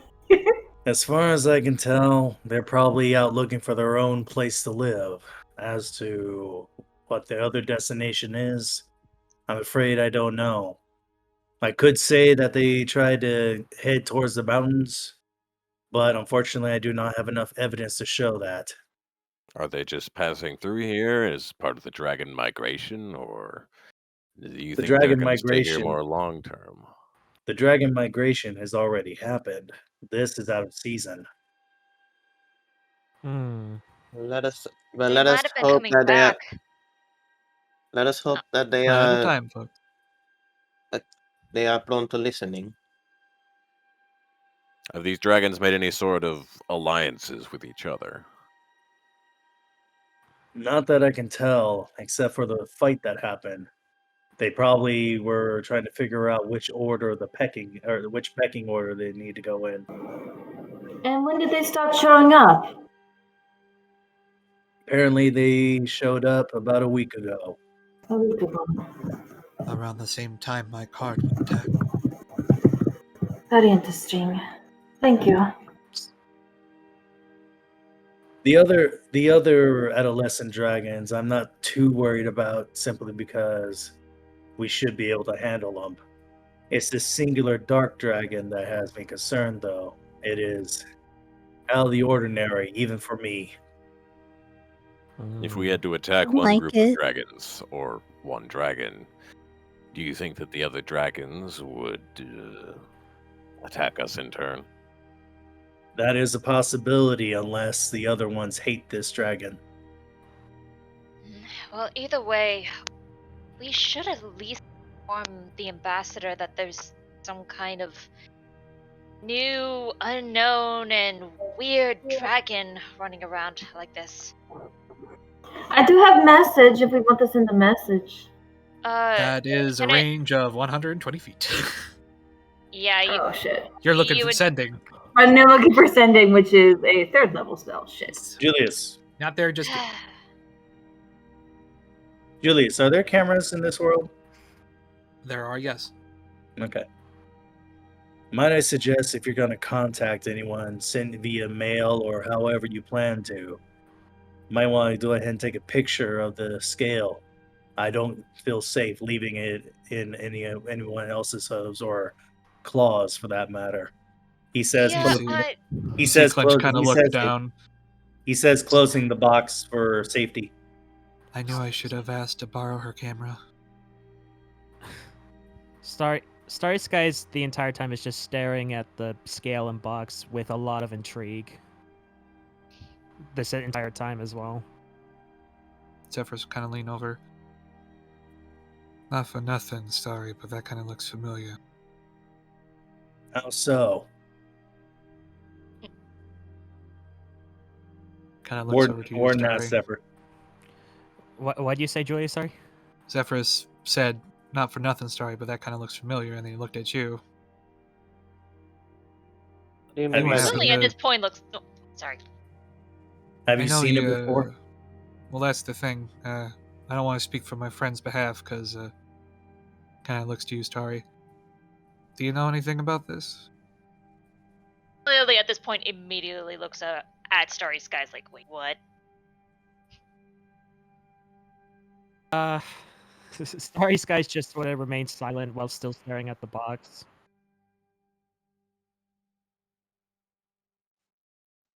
Zephyrus kind of just leans in. It means helping out these folk. You don't gotta tell them everything, just do you know something? Starry Skies continuously stays silent. Zephyrus will kind of just pat your back and nod. Warren's watching and raises an eyebrow at the exchange, but says nothing. Moonlily is just staring at Starry Skies. Zephyrus will kind of just pinch the bridge of his beak. Alright, so I don't wholeheartedly disagree that we should call in, the ambassador and tell him what's up, but, to me that feels like we're throwing in the towel and being like, well, boss man, we can't handle this. I don't know about the rest of you, but I at least want to know where these dragons are so we can, when we do call him, we can give him exact, information so we can knock this thing out quickly. I still think we should do the groundwork in finding these dragons and where they are, calling their hideout for now. Where did you find this scale?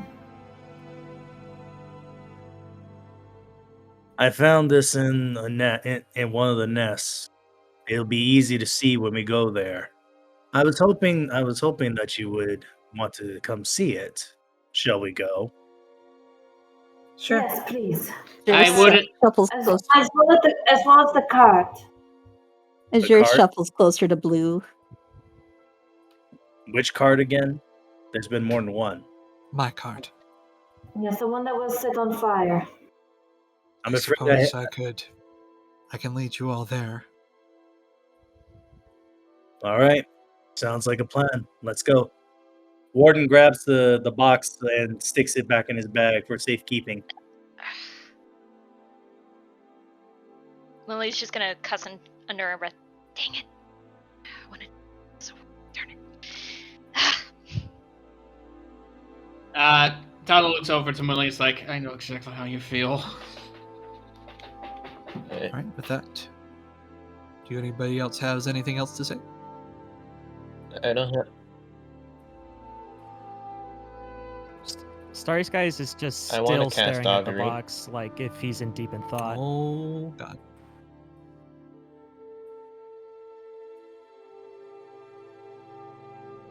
Azure's poofing Blue gives what nervously. comfort she can to Azure as she's So, floofing into her.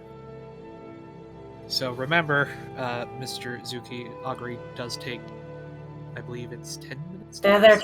It will be fine.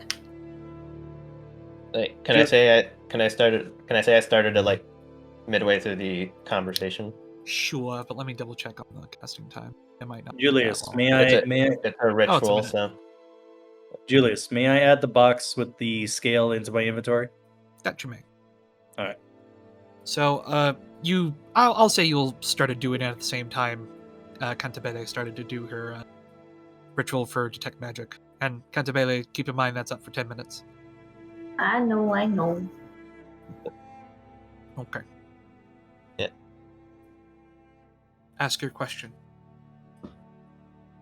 As you all see Zuki sit down and begin to lay out incense and draw a circle in chalk and begin to softly murmur a mantra to themselves before soon their eyes close and slowly begin to open again, but instead of their normal eyes, you see a starscape. Silver. A starscape in silver.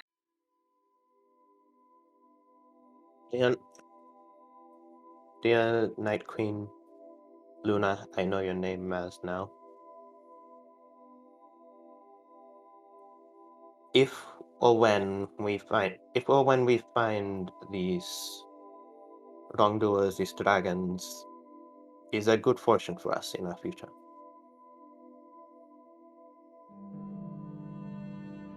Are you talking to me or? That was my question in character. Oh. Is there good? So, just in simplification terms, is there good fortune regarding the dragons? In the next 30 minutes, there is no response. No response.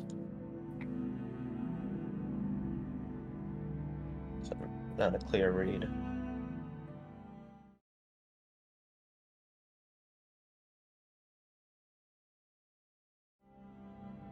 Warren looks around, seeing that everyone's now well equipped, or as best equipped as they can, and he says aloud, "Now that we've taken the time to stock up, are you all ready to see the nest?" I was actually about to ask. Oh, sorry. Clinch kind of looks left to right. Would you all like to see the cart first, or investigate these nests? That Yeah. would probably be a wise choice. Do you think there is much left to pass on the card? Even if there is not much left, there are many of you, and there was only one of me. Your many eyes may be able to find something I didn't. I think it's worth a try, though. Maybe we might uncover something that you may not. And besides, I need to tend to my plants. I don't want them to wither while I'm gone. I'll go with you to check out the cart. I haven't seen it yet myself. He nods. And with that, he will begin to lead a lot of you to the cart. It only takes but a short jaunt, maybe 10-15 minutes, before you come across a humble abode, almost akin to a hobbit dwelling. A nice, on top of a nice hill, inlet. There you see it is covered in beautiful flowers, vines, and mosses, mushrooms. A druid dwelling for sure, but it looks incredibly cozy and, relatively nice.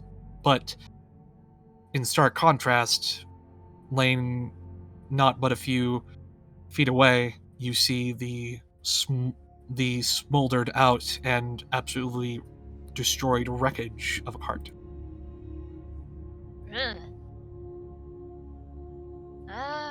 At least the fire was contained. Clinch nods, and you see Zephyr instantly narrows his eyes as he begins to walk around it, starting to investigate it. Sig's gonna take a look around as well. Investigation check. Yeah, Moonlily would want to see if there's any kind of indication to see from which direction the fire came from. Yep. All of you can either roll a perception check or an investigation check.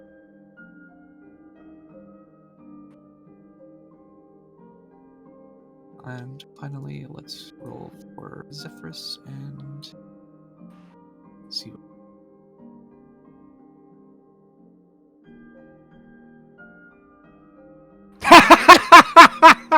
All right. We shall go down the list. So, starting with the 20s, have Infa, Moonlily, Tidal Wave, Warden, Starry Skies, and okay. So, from the tippity top.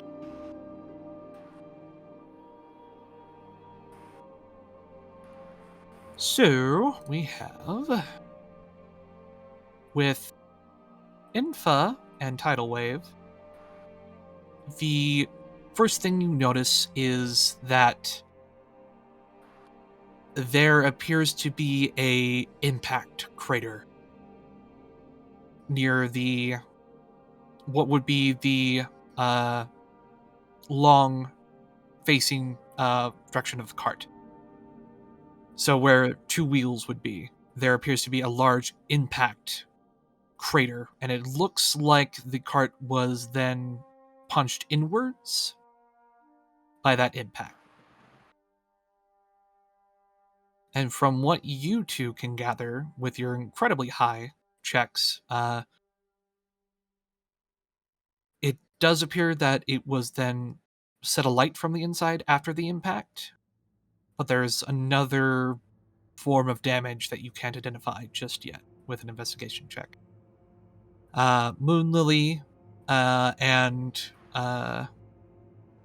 Moonlily, Starry Skies, and Warden, with your guys' perception checks and investigation checks, and the two of you, Moonlily and Starry Skies, being arcanely persuaded and knowing what you're talking about, and also with Warden knowing what you're dealing with, you confer and agree with Tidal Wave and Infa that this indeed was both. This was a fire, but it was something else as well. It seems to be in a mixture of two elements, fire and acid. And what you then enlighten the group with, Warden, is this is not a normal breath weapon. This was something else. A breath weapon doesn't impact like this. It doesn't explode. It would send a line or a cone. And based on how there's no trail leading up to the cart or spreading outwards from the cart, this is another type of breath weapon that you haven't normally seen before. At this point, if she hadn't mentioned it already, she would have. At this point, Moonlily would bring up the fact that whatever did this, while strong enough to at least damage it, it wasn't as powerful as whatever the relic's power level is, since it was still intact. So there's some bit of hope.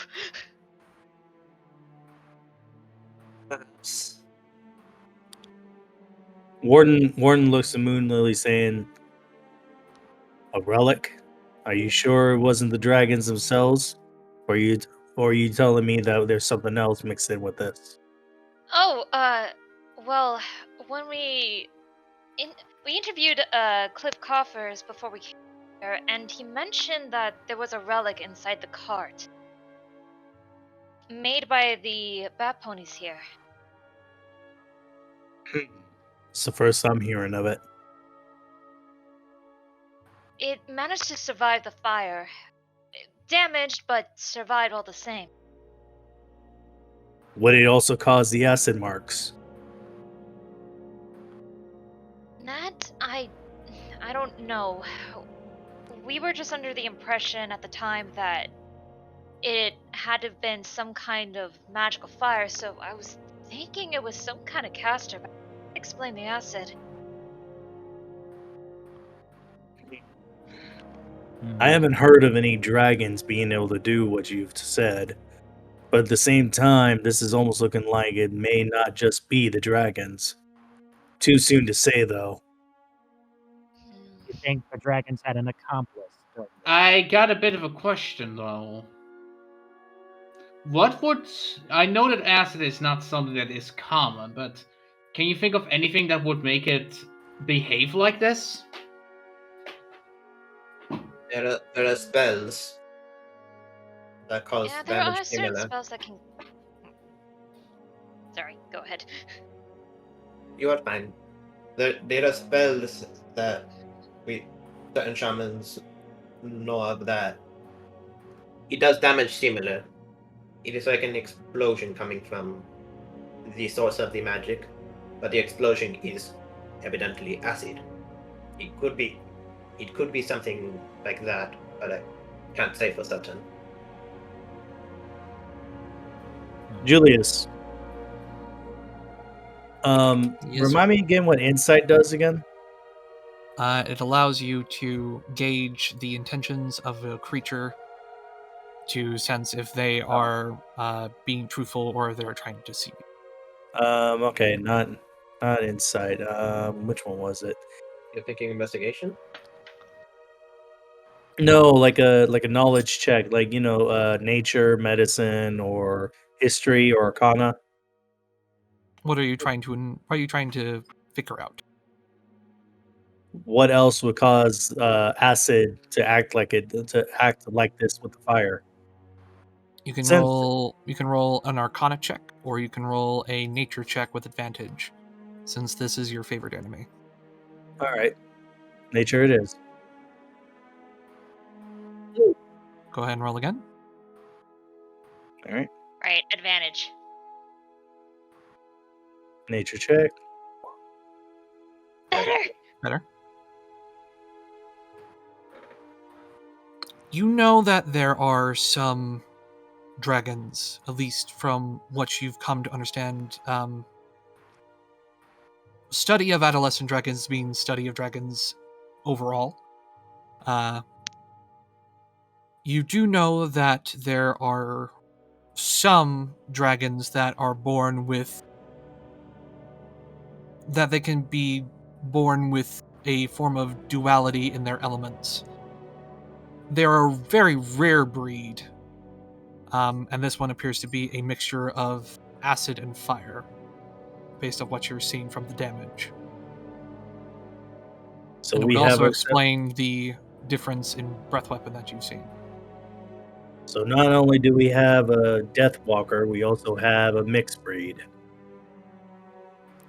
Do you think it, like Starry Sky sort of like raises an eyebrow and go like, do you think you were incorrect with your assessment of the fire dragons? Could it be one of them? No, the fire dragons still have a hoof or claw in this after all. As I said, there's 10 dragons total, but a couple of the nests were strictly fire.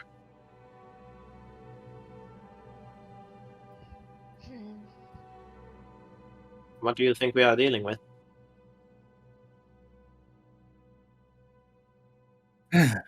Some interesting dragons. Worst case scenario, something we know nothing of. Best case scenario, just simple adolescent dragons who have special qualities. Great. More special snowflakes of dragons. Cool. I rolled investigation to see if there's any like footprints or anything that wasn't made by a pony or a dragon. There is no signs of draconic anything in the forms of claw or scale. Plenty of footprints, but no tracks. If they never left the ground or the Hey, air. did we determine which direction the blast came from? With all your guys' perception and investigations, you can surmise that it came from on high, and it impacted. So if you're facing the cart, it hit the left side. If you're facing it front on, it then, bent inwards, and it seemingly exploded from the inside out. Okay. Sorry for interrupting, Coda. I didn't mean to. No, it's completely okay. Alright, so from what we understand, it looks like this was a pretty much like a hit it and quit it sort of situation. It was very quick. It didn't seem either pre-planned to the point of perfection, or they just decided to rough up this cart. As you say that, Spruce, you've walked up to the cart and you're kind of just looking on the inside, and you see gash marks on the inside where possible claws dug into the wood and then swiftly flapped up and away, leaving trails of these claws along its surface.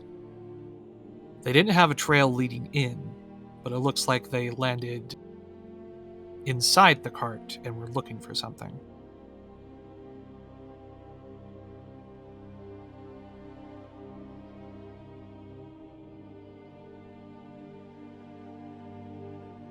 Well, then let's gather around. What do we know?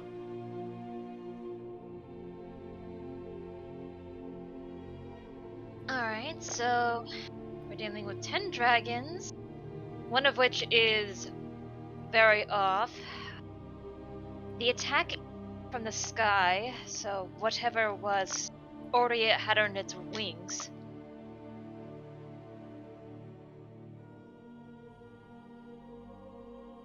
Oh, yes. And I assume Spruce relayed the information about the inside of the cart. Yeah, she relays all the information. And there's evidence of magical fire and acid. Meanwhile, graphic marks. You are doodling a small caterpillar crawling along a leaf. You should. He is glorious. Look at him go. He is the conflict, he screams. He will It was become a this fire ant. He will become a beautiful butterfly one day. Oh, it was an ant. Oh, sorry. But it was an ant. Oh, Warden walks up to the cart to investigate it. It is to see if he can see any kind of pattern of the claws to determine the movement. Go ahead and roll an investigation check. You said it was more of an explosion than a breath weapon? It appears to be the case. It appeared that it impacted into the side of the cart, and then once it impacted in, as you see, it looks like the side of the cart was bowed in and then blown out. And then the rest of the cart was also blown out and started to burn and dissolve.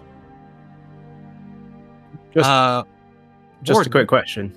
Oh, yes, sir. Is anyone currently on watch whilst we're doing this? Zephyrus is. He's kind of Okay. looking up and around at this guy. I will join him on watch then. Warden, as you kind of clamber inside, it looks like it was just a carnage search. There are claw marks and gashes everywhere. So either the dragon had what it needed and dropped it, or it knew it was in the cart and decided to look for it. I presume this is the relic. But if it was the relic, then he would have with it. So it has to be something else. Clinch Coffers narrows his eyes. Until the lot of you, no one else would have known about the relic.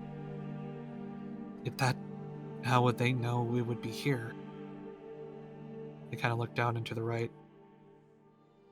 Did you tell anybody else? Other than the mayors of Hollow Shades that work alongside the druids, no. Wait a minute. And at this point, Moonlily turns to look at Coffers. What exactly can this relic do? That's the thing. He kind of sighs. I just personally know that is a powerful artifact that is said to be a protectorate relic for Hollow Shades. It was crafted by the druids of long ago, and sadly, that knowledge has been lost. Warden jumps out of the car. We haven't Sorry. had the ability to identify what it does for a long time. Warden jumps out of the cart and asks, "Where did the relic originate from?" Here. In Hollow Shades. From the stories, it was crafted in the very pond that you saw earlier. That's the thing, don't know. It's not a widespread knowledge. Like I said, up until recently, only I, the other few druids around Hollow Shades, and the mayor knew about it. Because of its power, not wanting to draw unwanted eyes. But it appears that it has somehow. Was this relic originally lost? No, it was in my possession.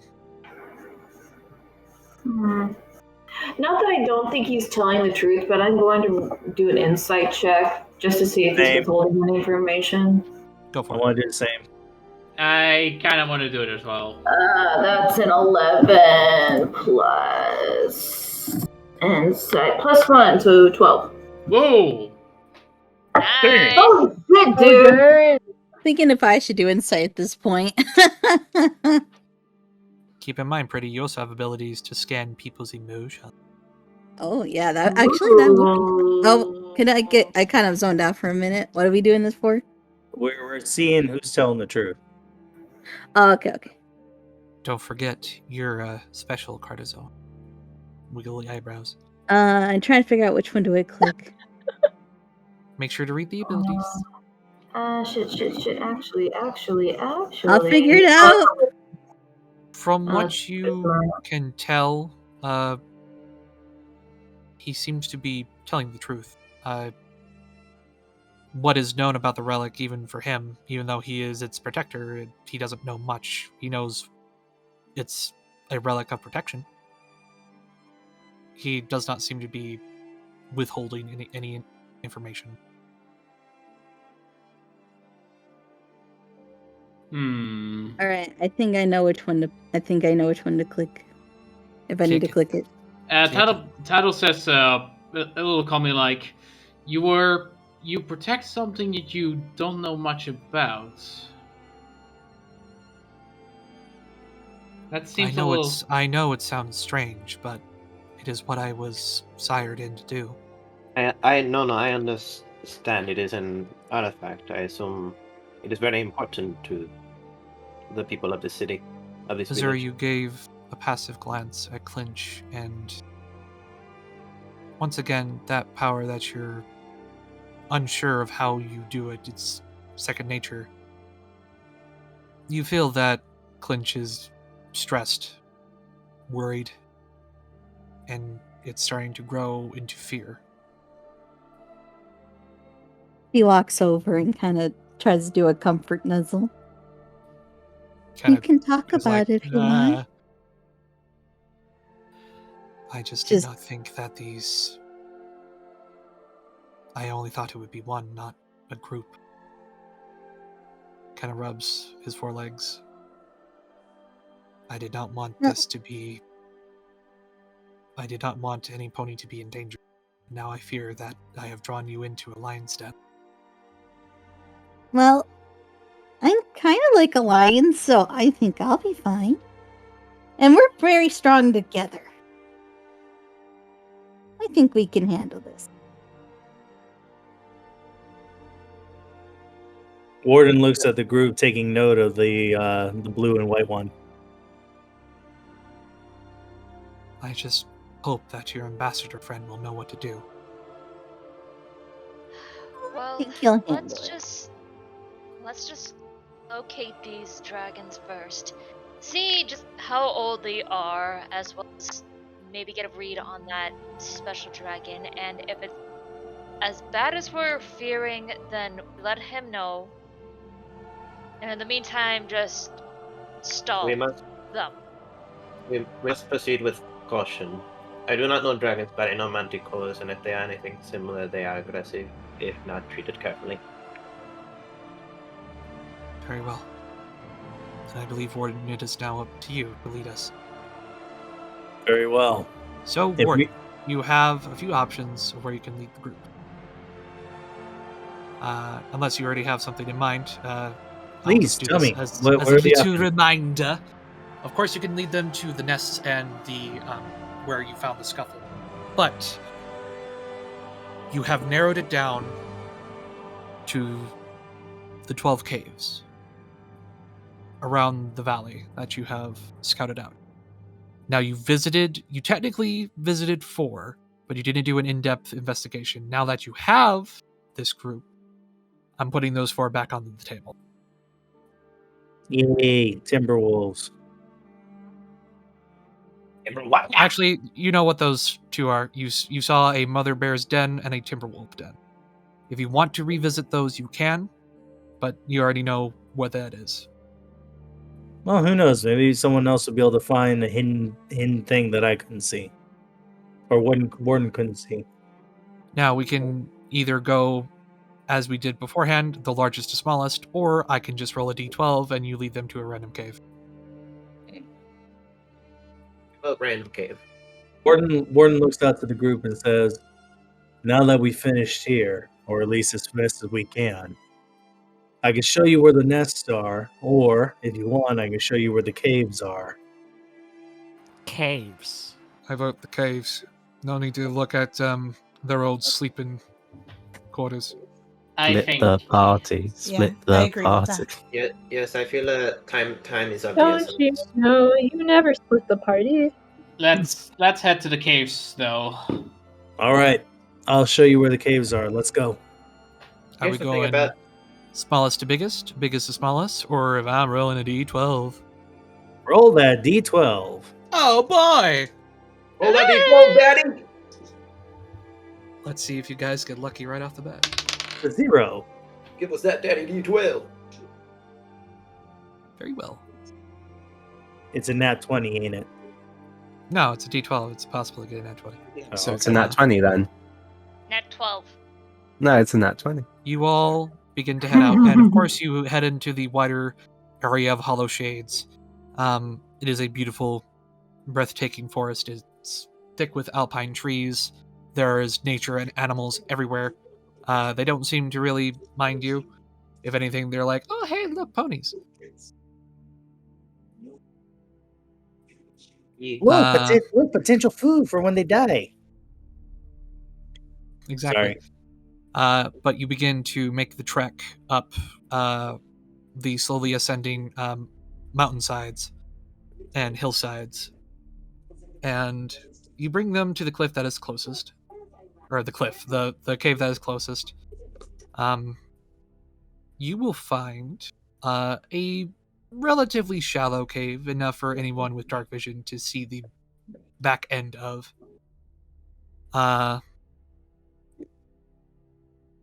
Ocean Fish and Azure, roll a perception check. Oh, I'm back in the party. Okay. You've been here since the very beginning. You have been looking at cute animals for the most part. Oh, heck. Azure, you have advantage because of your sniffer. Oh, Do I much also have advantage. I'm gonna need a advantage? lot. Because I also have King Nose. Oh, yes, you do. Then you also have advantage because of your sniffer. I need a lot of advantage. Please give. Oh man! We gain any voltage roll, sorry? May I do perception as well? Do you have King Sniffer? No. Then no. Do There's a I lot. rolled a 2, but I get a 6, so that's 8. Do I get anything more, please? You can roll. Is that your highest that you rolled on 2 dice? Oh, it's 2 dice? Okay. Yes, that's what advantage Advantage is means. 2 dice. Oh, thank God. Advantage means You you get roll to 2d20 roll a and set. choose the highest. This is just I'm learning. Yes, you are. this is just for those with keen noses. It does any 21. Let's go. 21. Watch it, Woo! Much better. I got it too at first. Azure, you smell it from maybe a half mile away. There has been blood spilt. And it's fresh. But there's something else. There's this sweet, acrid smell. It smells like decay. Rot. And it's coming from the cave that you're approaching. Ocean fish, as you get like within 120 feet of the cave, you also get that smell. The smell of freshly spilt blood mixed with a smell of sickly, sweet rot.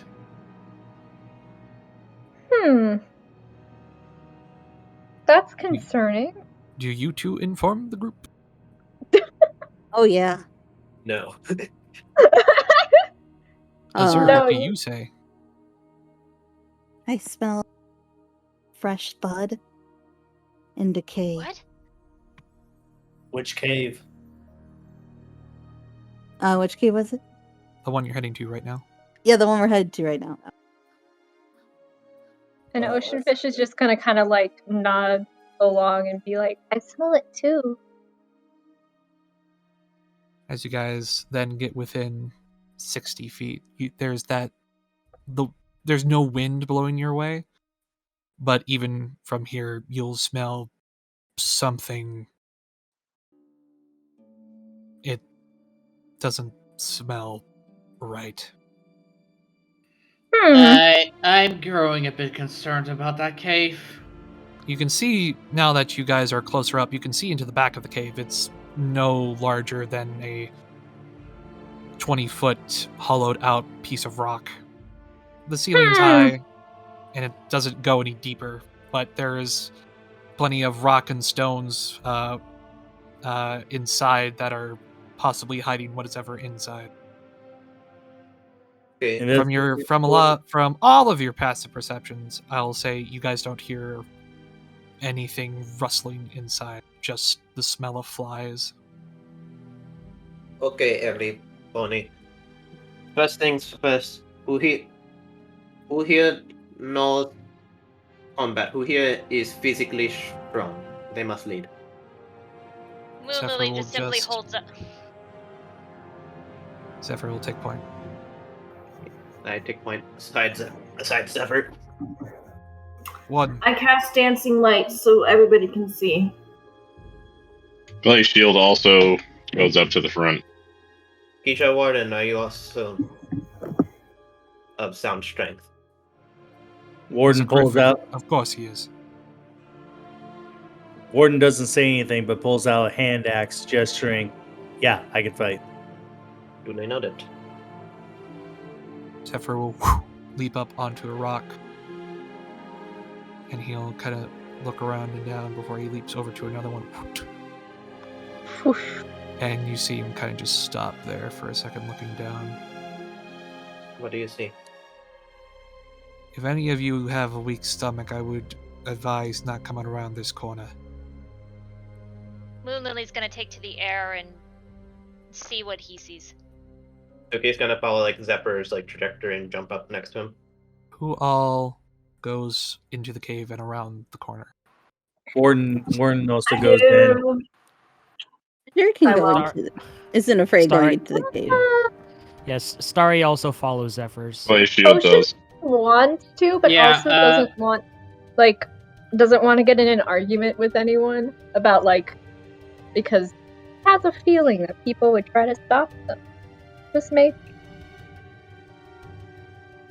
Warden goes in to see the mess as well.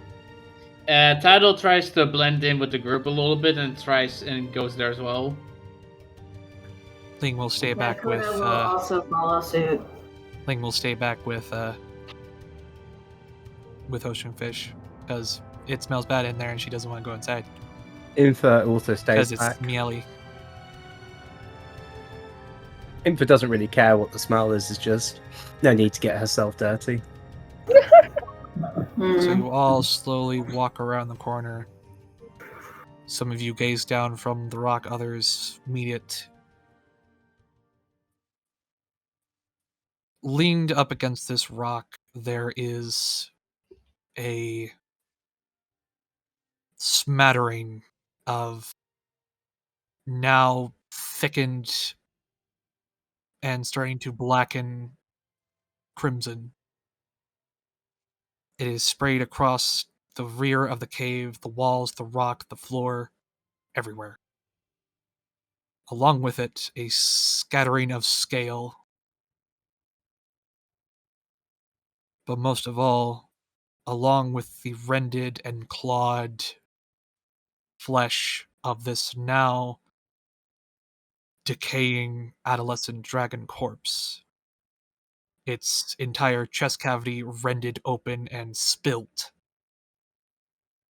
You see it is shriveled, almost husk-like, as if the life itself has been sapped from its body. Its head hung low, and eyes open wide in what appears to be a frozen look of horror. Yeah, upon seeing that, Tidal kind of shivers a bit. Could have done these. Warden feels his face turn green a little bit, but he steels himself at what he's looking at. Moonlily's Here just does horrified. Here does a nervous poof, having a feeling what that means. I've seen some damage from dragons. I've also seen what they can do in fighting, but nothing anything like this. Starry takes like one step forward to see if he can get a better look at what is actually there. Roll an investigation. Like the corpse. Yeah, I was gonna ask if I can roll like medicine or survival to figure out how roll a long medicine. this has, Roll a medicine. to figure out how long they've been dead. You know what? I'm gonna try medicine as well, if that's You okay. can also roll a medicine check to see how he died, but that's kind of prevalent. I just want to learn how long he's been dead. Same. I got 14. Medicine is +1, so 15. Jesus. Might as well Wave. try. Hot No dice harm in tonight, my trying. man. Hot dice from Tidal Wave. Oh, Oh, okay, that's good. 21 for me. Oh, no. Tidal Wave is doing great. I Oh yeah, the roll is 17. the roll is a 19. It'll be a 24 from me. All right. According to Roll20, I got 21. So Nice. you all go to the corpse. You Can I all roll it? learn. Oh yes, please, Spruce. Can I roll a perception on the cave around the area around the dragon and the cave? See if there's anything interesting or out of the Go ordinary. for it. Go for it. Very nice. Most Fuck, of you 10. descend. 10 plus. No, just 10. I'm sure you have a bonus to wisdom. I know you do. 12 then. There you go. No, that's already added in, so it's still just 10. Oh, okay. Still, Fuck me. that meets the DC. We'll get to that in a moment. Those who roll the medicine check descend upon this corpse, be like, what happened to you? So, from top to bottom, 25. Despite the immense amount of necrosis and now flies starting to do their business as they do with corpses, This tidal wave, and by extension, since you're right behind them with it, Zuki, this was a younger dragon. That much is clear. Despite their body going through, having suffered this much damage and is going through necrosis where their scales are starting to recede and dry and lose their color, this was a younger white dragon. He immediately brings this up. It's saying like this was one of the younger dragons. Yes, he does not show signs of age. It looks like he didn't die immediately from, there's no other way to put it than being disemboweled. It looks like he died from whatever has caused this increased necrosis. Got it alive. Because from what you find, Coda, this body isn't older than maybe 2 days. And it should not look like this. This does not make sense. This- Got it this alive is he very- was, but it's recent. This is only 2 days old. Why is there so much decay? I think I know the answer, but I don't like it. Acid? No. No. Oh, this is an acid. If it was acid, we'd be seeing more a puddle, more liquid. Tattle brings up could have been necromancy. This is, yes, death magic is unnatural, is what it is. Oh no. And finally, until we get to Blue Spruce, Starry Skies, you check not the corpse, but around it. And you see next to the head frozen in horror, something carved into the rock in a language you don't recognize.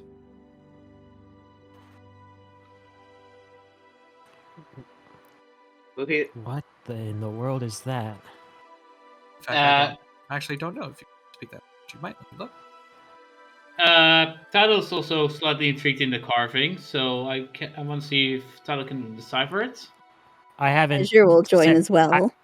I don't think I've said that anything about the carving yet to the You team. So. have that. Never mind. You can read it. So do I just click on that and? You can if you want to. All right.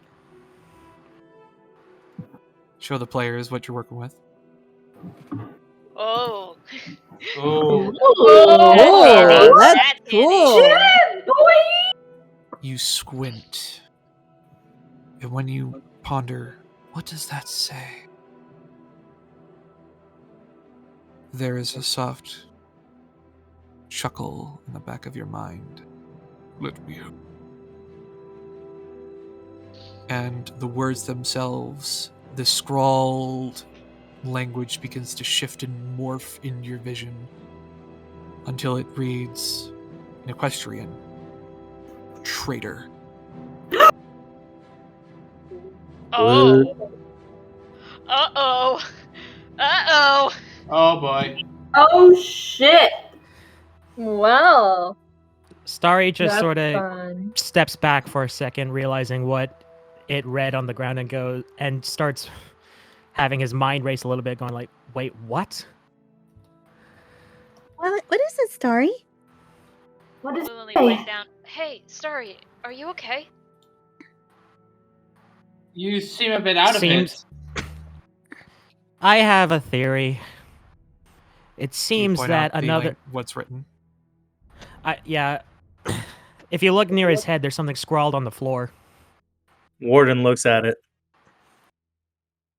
Being what you are, you instantly recognize this as Draconic. And it does indeed say, scrolled right next to the face frozen in horror, scrawled deeply onto the rock and with malice. The word traitor. Is it okay if I say that? You may. In fact, you and Starry say it at the same time. Traitor. Traitor. Dramatic. Traitor? Wait, so has Dragon betrayed whoever did this? I think it's very likely that that's the case. In fact, judging by what I heard you guys saying, could be the one we're looking for who did this. But wasn't me by equestrian traitor. Oh no, that's how I was able to read it. Oh. The word shifted and changed in his perception into equestrian. Oh, okay, I misunderstood. So it just says The actual traitor. writing on the rock is draconic. And it just says traitor. Yes. Okay.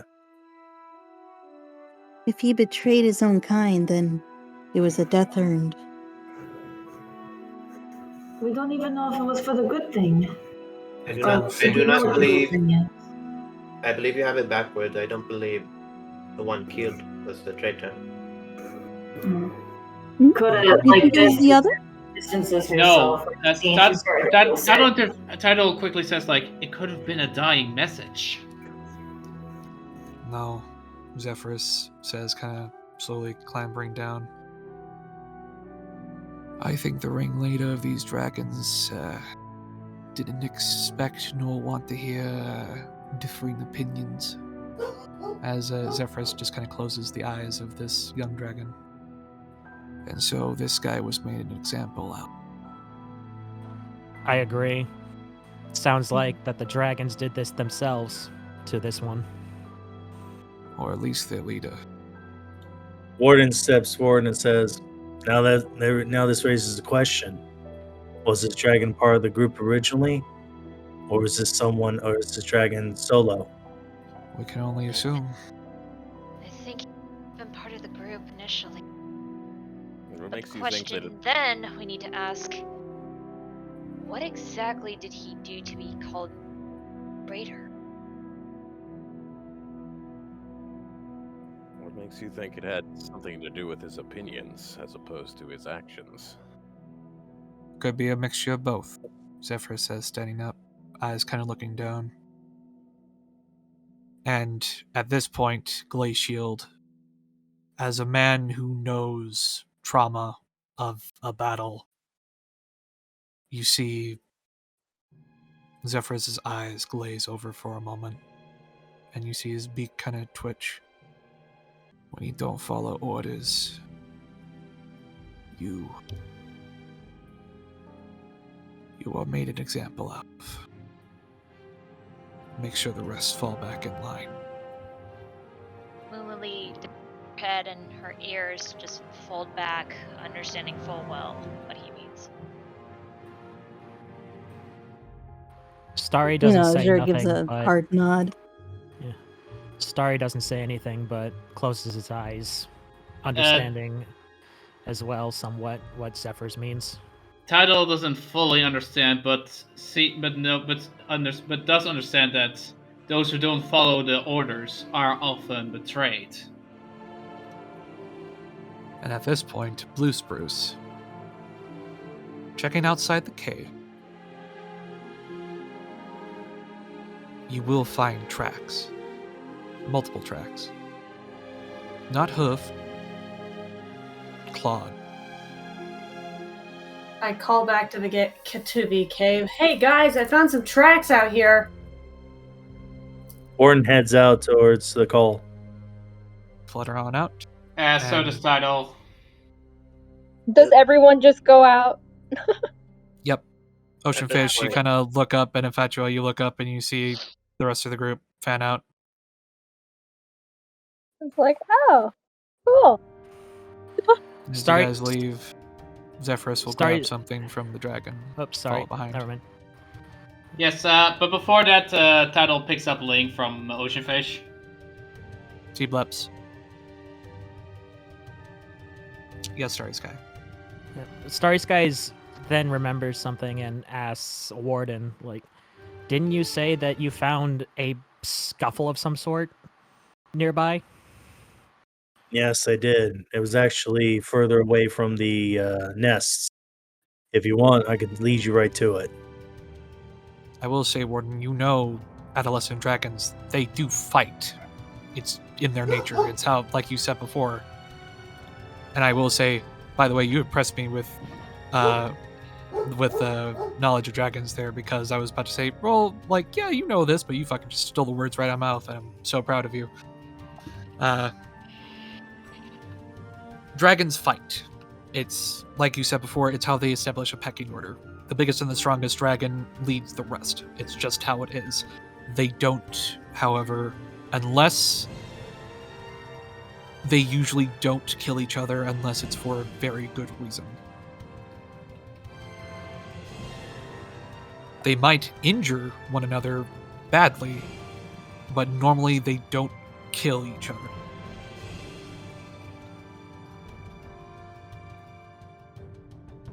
The only time, Warden. the only besides the pecking order, the only time dragons ever end one of their own is if they really did something messed up. Well, in this case, decided that they probably didn't want to be a part of the group anymore. That is a possibility. And Warden, with your natural explorer, going in, there are 10 sets of prints. Leaving, there are 9. Well, it's one less dragon. May I do a perception check? What are you looking for? Besides double checking the prints, making sure that we didn't miss anything. Go for it. With a 12, you notice where the tracks fade, there is displacement of dirt and stone. It looks like this is where they took off and flew off in another direction. But the thing is, they could have gone anywhere at that point.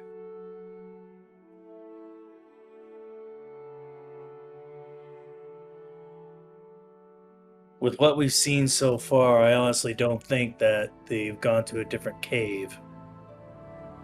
I honestly suggest we head back to the fight, to the scene of the battle, where maybe you guys can be able to see something I didn't.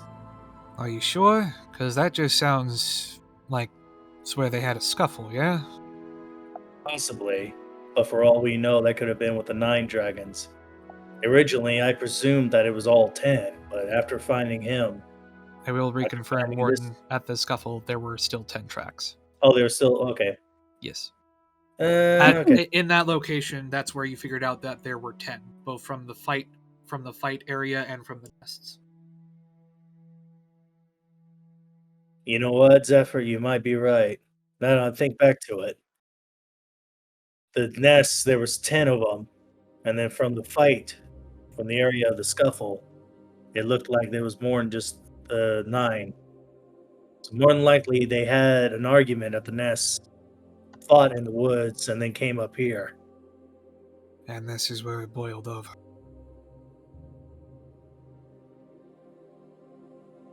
Well, what were they fighting over? Like Whatever. I said, they probably, like I said before, they probably didn't want to do whatever they were doing anymore. Yeah, but what is that thing? And what does it have to do with the cart, if at all? Doesn't matter. Not now. Hopefully we'll be able to find out. On to the next cave.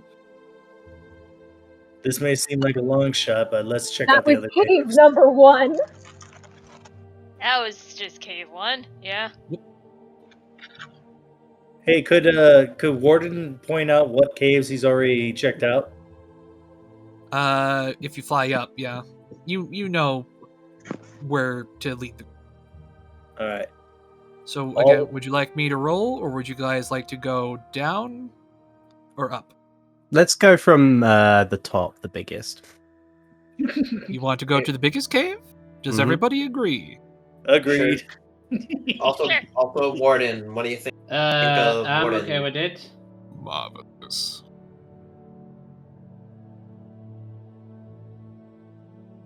You all head, and Warden, you hear they all say, biggest cave, and you're like, you know where that is. All right, let's go. And you lead them, and sure enough, within a 30 minutes walk along the top of the mountain ridge, you all come across a massive maw of a cave that you peer in, and it's just a steady slope that goes down, down, down, down, down, down. So, who wants to jump down first? You know what? Maybe we should see how deep this place is before we go down. And he actually heads down. Well, no. Actually, he goes through his stuff, and then on top of that, puts the flame on the torch. You cup it in your hoof. It lights, and you toss it. I use my witch doctor feat to cast fairy fire. I would say, hold on to that, sir. You don't need to. I cast dancing lights again. And You send them as far as they can go, and it keeps going. And as Tidal Wave, you give that torch as hard as a huck as you can, and you all see it go.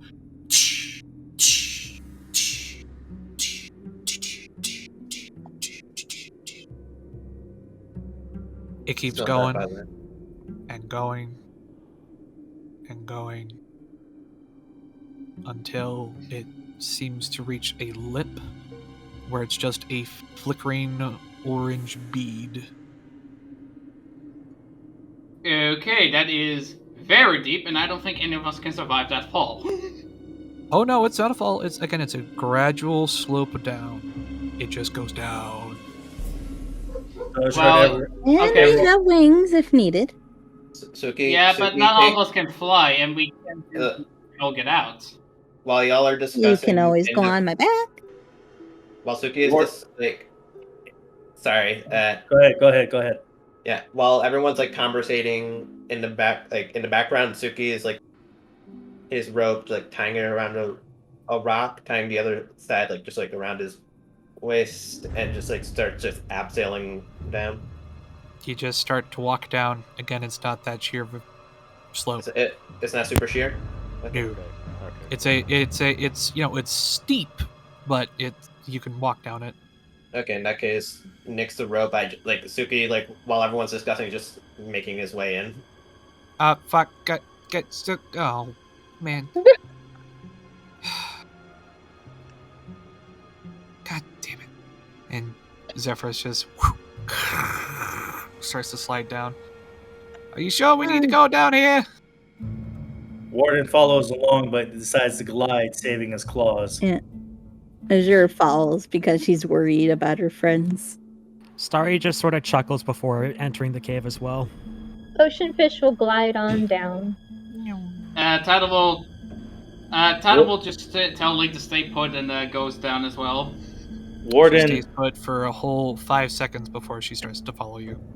Warden answers Zeph's question, saying, "Well, we got no choice, do we?"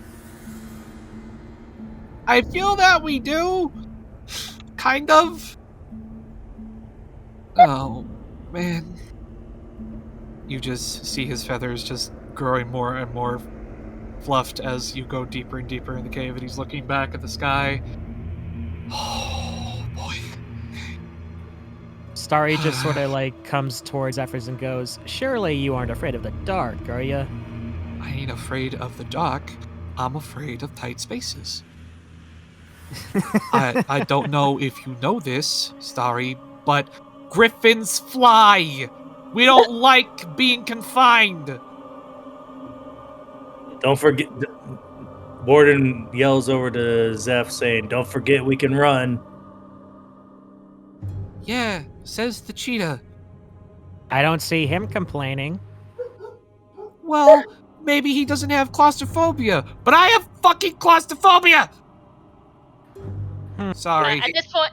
At this point, Moonlily flies down and is just, hey, Zephyrus, I do have some breathing exercises you could try while we're down here.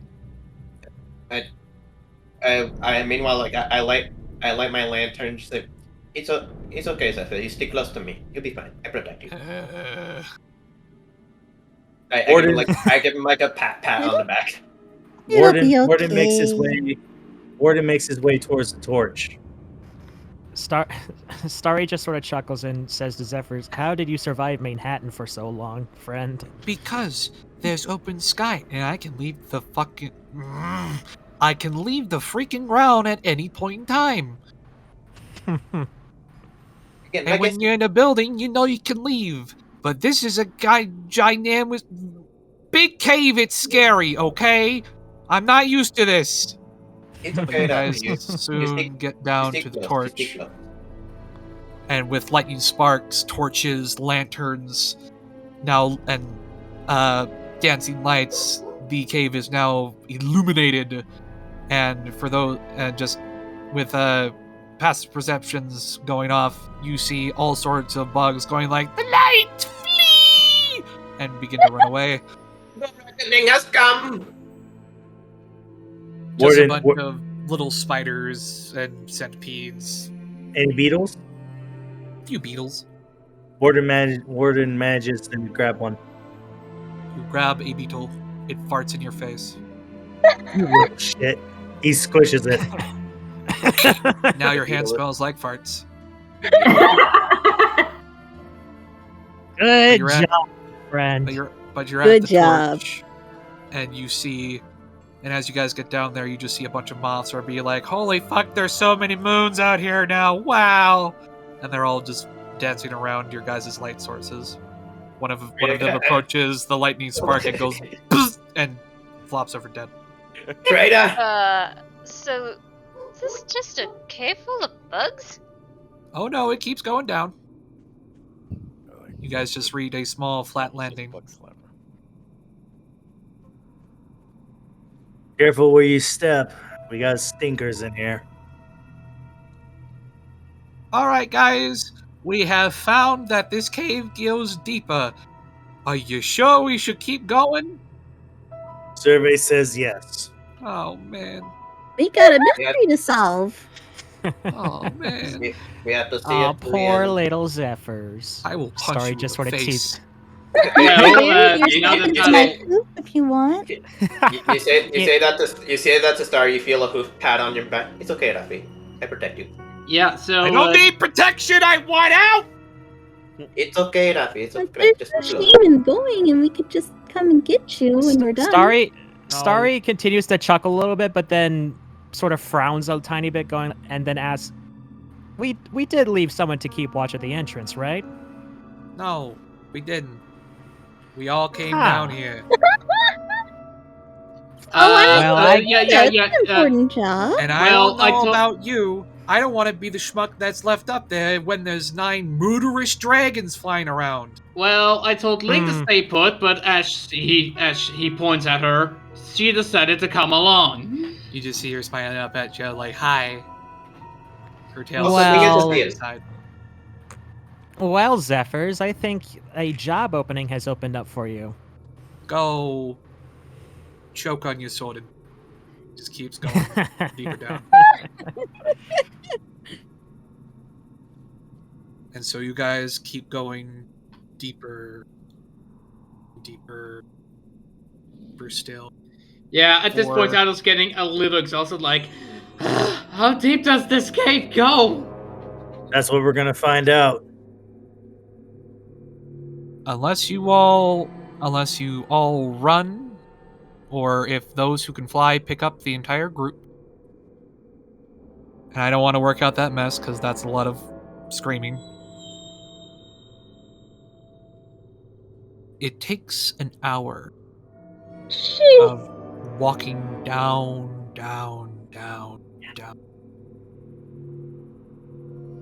And for the druids, you must be closing on miles beneath the earth at this point.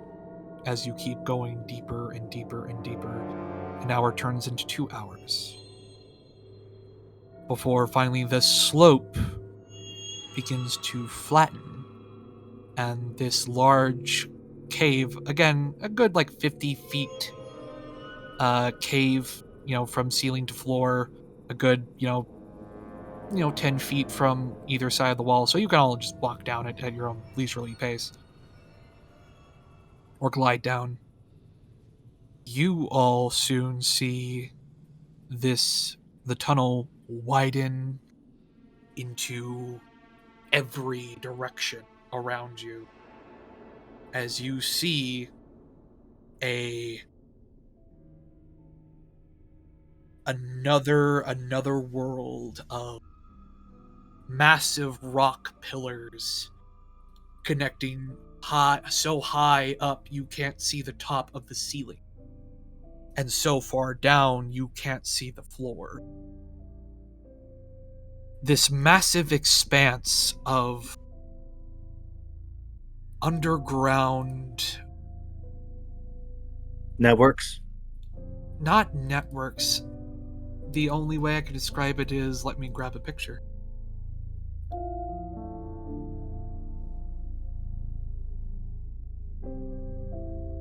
Out. Farther and farther still.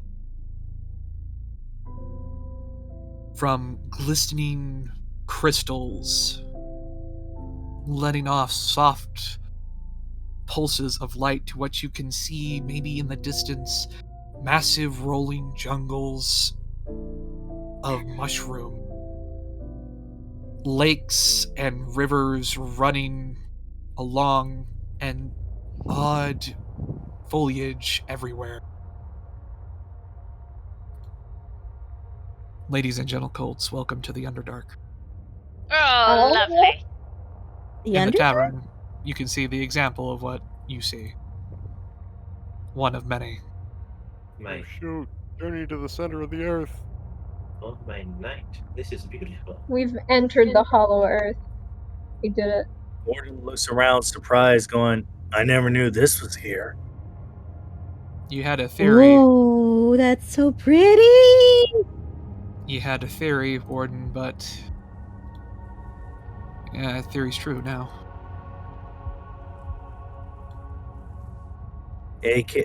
Daring do, eat your heart out. Can I roll like any sort of familiarity towards the Underdark? You know what? Let me see. Yeah, actually, I'll say Zuki, Coda, Moonlily, and Warden can roll either history or arcana checks. Really? Okay, history or Oh, come on! In the fireside chat, I got a 10. they're oceanfish. I got one. one. More intelligence based. So let's do. Roll Can I- 20. Why? Can I roll again? Two nat ones and a flat 10 because I have no modifier. That's a natural 19 plus 2 is 21. Moonlily, you're like, wow, this place is really big. Holy wow! It's like a whole other place underneath another place. Your mind is being blown, and also this place looks scary. Warden, you're like, huh? I got nothing. Underdark. I know nothing about the Underdark. I know it's called the Underdark. This right now is the saddest moment in my history.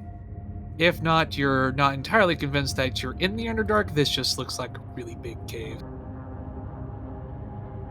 May I do a perception check to make sure make sure there's nothing around us that can cause us trouble? In a moment. Does it 10 get it? You have heard, like I said, working my way up. You have heard of the Underdark, Suki. You have never ventured. you have simply heard the stories of a Yeah. world under Equus. The vastness and open space of cave, cliff, and societies twisted and warped by its darkness. Societies that know not what the sun is, and only know the cave. Oh my stars, I thought this was but a bedtime tale. You also know that many nightmarish creatures, if those stories are to believe to be true, lurk and call this place home. I got my staff out. I thought Glaze shield. Not many know this fun little factoid, but you were taught it when you joined the Royal Guard. But there is a entrance to the Underdark inside Cantabile Castle. Of course, it has been well since fortified and secured. But the mountain peak that Cantabile sits on has a trail that leads deep into the Underdark. You don't know what is down there, but you know it's important and is guarded by royal guards higher ranking than you could ever possibly achieve. It is also guarded by Luna's personal Praetorian Guard. So I take it that's where Twilight and Cadence were held by Queen Chrysalis during the invasion of Canterlot. Possibly. One of the many chambers, yes. I see. Like, maybe not the open Underdark, but maybe, like... Coda Cantabile. Mhm. This is indeed the Underdark, a place you and your kin are all too familiar with. There are many entrances to the Underdark underneath the seas. And the Underdark is a perfect passageway for both beast and those who know how to traverse it to get to places far quicker than surface travel. You know the Underdark as a treacherous, uncharted, fast way to get to anywhere in Equestria if you know where you're going. The Underdark is connected to every single continent, every single landmass, and every single ocean. The Underdark is the underground network and is the hidden highway for many subterranean creature and many daring adventurer. It's the Nether. It is the Nether. Julius, a question. Can I You also guys roll aren't an in hell Arcana yet. check? What are you talking? What would you like to try and surmise with your Arcana check? I guess just what this place is, I suppose. Go for it. You also know, Coda, if the dragons went down here, it's going to be near impossible to fight. Oh, well. You're impossible to fight? Near impossible to them. find them. Find, okay. Because they can fly. And if you can fly in the Underdark, you can get anywhere.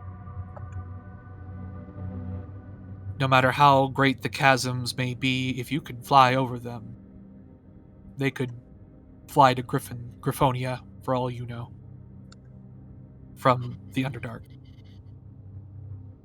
Again, Starry Skies, you know the Underdark by name and by fairy tale.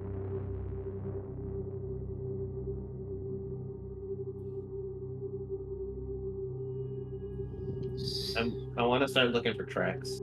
Who wants to roll a perception check to make sure they're not being watched? Roll Good perception. idea. I would. I did. I'm going to. Man, we are not rolling well. Whoa! 21. Oh, Boy, Seven. howdy, this sure is a big cave. Zuki, wow, this is a big cave. Webshotter, man. This is the Underdark. Are you sure this is the... I don't... It's the Underdark. Could it... This is weird. I can't believe... Oh, Your mind is going everywhere. Okay, noted, and woo, 25! Damn, Azure! Best roll of the day. And probably the most important. Probably. Julius. Yes. Survival. What's that do again? It helps you track down creatures, make sure you don't get lost, and can maintain a travel pace when wandering through uncharted wilderness. Gotcha. And I Azure, guess we'll need that here, unless we choose to go back up to the top. I will get to that, but Azure, there are things watching you. Hairs on the back of her neck, kind of stand up, kind of feeling. And she's like, guys, there's something watching us. Where? Where? That's the thing, Azure. You don't know where, but you feel them staring. I don't know, but there's something staring. And there's a lot. And there's a lot. Yeah, Tidal starts getting... Maybe we should go back now. I don't think we're gonna find that dragon. Wholeheartedly agree. If they came down here and fucked off, good for them. Yes. If they came down here, this is beyond us. Moonlily slowly pulls out her pack. Ocean fish. As much as I hate to say this Oh, about yeah? losing dragons, we should go back. I heard my name. You need to. What? You need to get out of here. Oh, are you talking Do to you me see in character? Ocean fish, you get a very familiar smell. A Oh! smell only you recognize, and you need to go. I'm going to just completely... So I kind of have this familiar panic kind of take over, and I'm suddenly flap my wings and go, we need to leave. Go! What? Okay. Tidal decides to stay close to the group, but starts picking up the pace. I don't see the urgency, but okay. Warden, while holding the torch in one claw, Warden pulls out his axe in the other and acts as a cover while everyone heads back. At that point, Azure, with a 25 perception, you begin to hear the distant sound of buzzing. Buzzing? Oh no. Uh-oh. Uh-oh. Oh First no. one, then more, and even more so. Maybe we should start flying. Who wants a ride? I'm giving free rides. At that sound, free range. Glaze wholeheartedly agrees Yes. and Yes, please. pushing everyone to get Please. back at him. What are you? You know what? At this point, Shut up, Moonlily's- Starry! Let's get the fuck out of here! And he grabs you and... I could probably take two on my back and then grab one. Ocean fish is too small to carry anyone, so they have just already sped away. Clear. Suki has already got like galloping. Suki is galloping. Like Suki as a character, he doesn't care about being picked up. If anybody decides to pick him up by surprise, be my guest. Warden goes ahead and puts away his axe and throws the torch ahead of him to see who he's picking up, and he sees Suki. Yeah, like Suki, you are scooped up by a handsome griffin. Are you sure Hello. just making sure so everyone else makes it out? Hello, it is only you. Thank you, Rafi. As you begin to fly up, who would be the it would be Glaze. Oh no. Glaze, roll me a perception check. Oh no. I don't want to learn about this buzzing. I don't want to learn about it either. That is just enough. I like Oh living. no! Oh.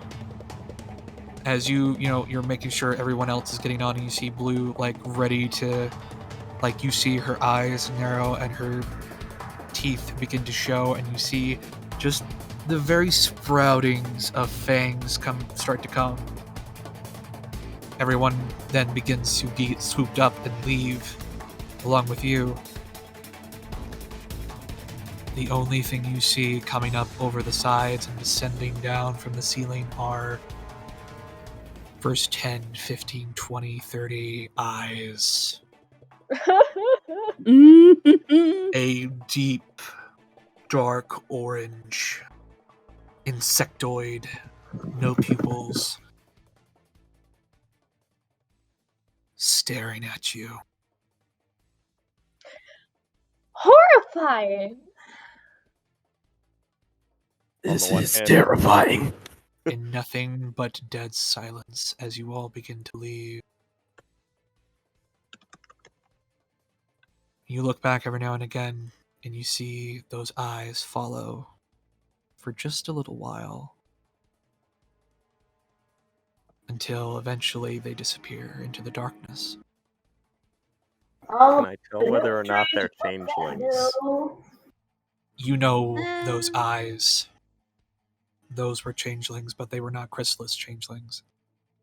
Oh, great. Different swarm. Oh, shit. Their eyes are a deep teal. Those were a burning orange.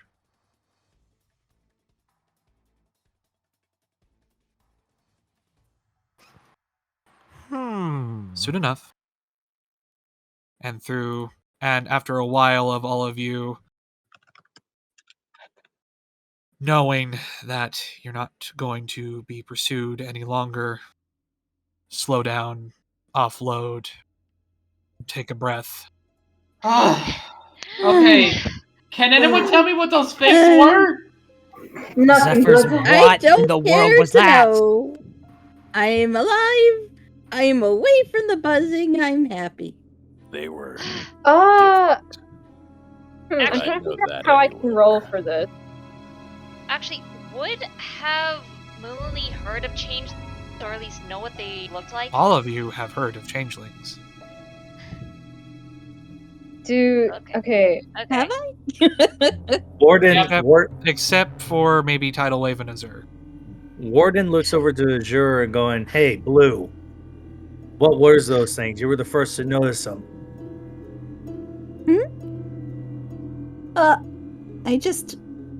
I felt them. You felt them watching you, but Ocean Fish. An ocean fish. Why did you freak out? They were different than the ones that I've seen, but there was no mistaking it. They're changelings. Changelings? But Changelings. what are they all the way out here? I thought they lived farther from here. Or at the very least at the edge of Equestria. If the stories of the Underdark are true, then they were the least of our worries down there. You're kidding. Okay. Changelings are the I didn't least think of our problems? I didn't think the Underdark was real until now. I only thought they were bedtime stories. Got little fillies. So but not yes, only- the Underdark. Guys. Ocean Fish has a thing. Ocean Fish is currently kind of away from the group, seemingly not listening to you and pacing back and forth. And let me check this. Yeah, okay. So all of you kind of like are subtly hearing this kind of almost scream sound. What in the world? Ocean Fish? For Are you... most of you, as you see this filly pacing back and forth, her eyes wide in sheer fear, horror, in the very back of your mind, in a voice you know isn't yours, there's this wailing scream of fear, terror, horror, But you, Azure, you hear it as clear as day. That is the scream of Oceanfish in your mind. You hear it as if she was, again, but screaming 10 feet away from you. Tears kind of start welling up in her eyes, and she runs over to her out of worry. Can I detect magic? Oceanfish? Oceanfish kind of like startles back and just kind of curls up, like curls in on themselves. Azure goes down on her belly and slowly starts crawling over, taking it little by little. It's okay. We're away from it now. It's okay. Oceanfish just shakes their head. Julius, wanna can come I closer? nod of understanding? I got some pretty big wings you can hide under. Starts Oceanfish, fluffing one out. does the screaming turn into anything else?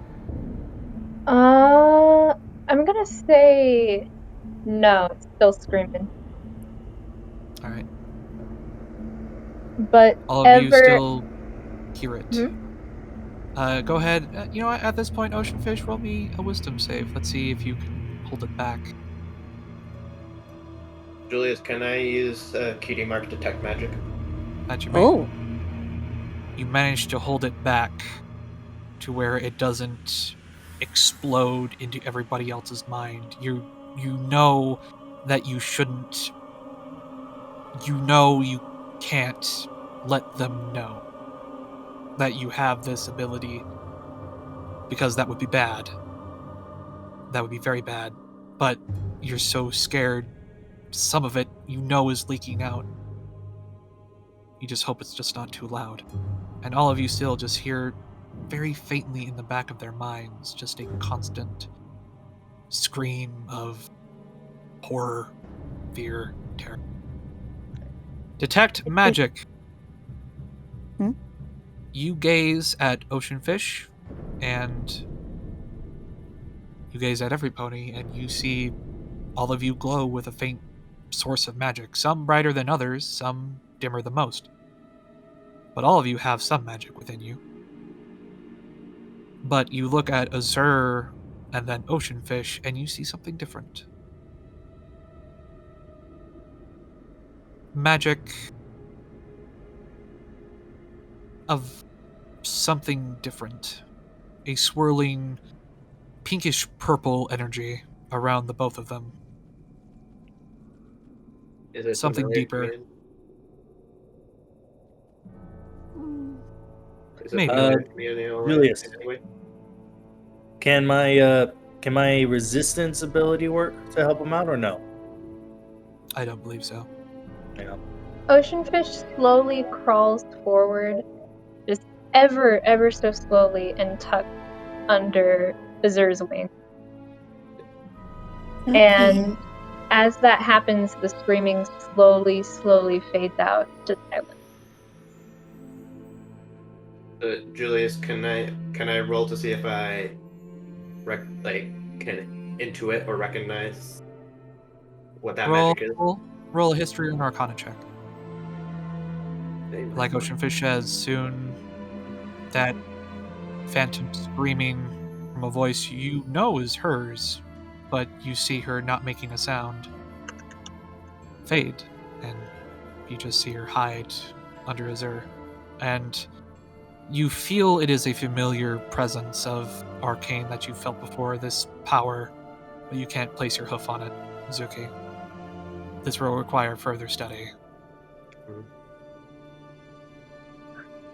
Whoa. What are you searching for, sir? 30-20. Seeing the warden's looking around to see what's going on, to see where the screaming's from, why the filly is acting the way she is, and The scream is sourceless. basically trying to wrap his head around the whole situation. From what you understand, the scream is sourceless. It's just Oceanfish's voice screaming in your mind before it slowly fades. With a perception check, also, you also know that you're not being followed anymore. Upside, we're safe. Downside, what the hell just happened? We went into the nightmare zone. That is what. Moonlily at this point would fly over to where Azure is, but she's gonna land just far enough away so that she doesn't spook ocean fish, and just We went into a check place in where on her, nightmares are see made how she's real. doing. Ocean fish is not doing good. But I will let her say that in her own words. Yes. Ocean fish is kind of just curled up, seemingly finding comfort and maybe, something else from Azure's presence. But seemingly is calming down, but is somewhat staring into nothing. Okay. At that point, she's just gonna very, very slowly approach ocean fish and just try to put a hoof on her leg. And if ocean fish allows it, she'll just start gently rubbing her leg. Ocean fish will flinch, but then not move away from the move. Yeah.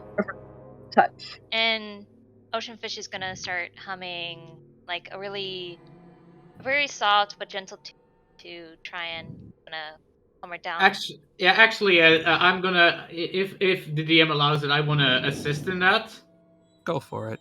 But as this begins to happen, and you are seemingly making an effect of ocean, calming her down, you'll hear Zephyrus say, "Look, I'm all about making sure the kid is calmed down and we're okay."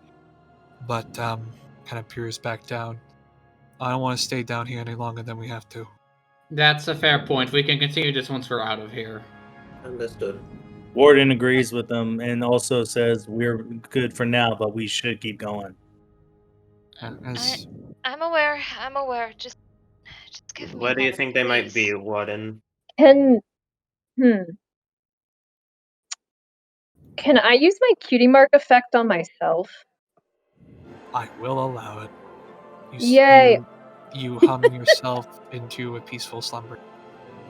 I can tell you this much: the dragons did not go down there. What was Ocean chasing fish us is now chased them. They are asleep. dead. Who said what? Oh, ocean fish is now asleep. Well, no, I heard that. Warden, where do you think the dragons might be? Because they are not down there. If they went down there, they are dead. And if they are dead and down there, then job well fucking done, everybody. Let's go home. But I have a feeling it's not going to be that easy. I feel like the dragons they know the place better than we do. They are smarter than that. Unfortunately, you're both right. They're not going to be down there. Not with what we just barely witnessed. That's true. Knowing what I know of the caves, those dragons, they can be anywhere. Now that the child is asleep, I can say this freely: the Underdark is where nightmares are made real. That is what I know of it. So it is wise that we stay very clear. Before we go up, though, Glaze, you said that you've seen changelings before, yeah?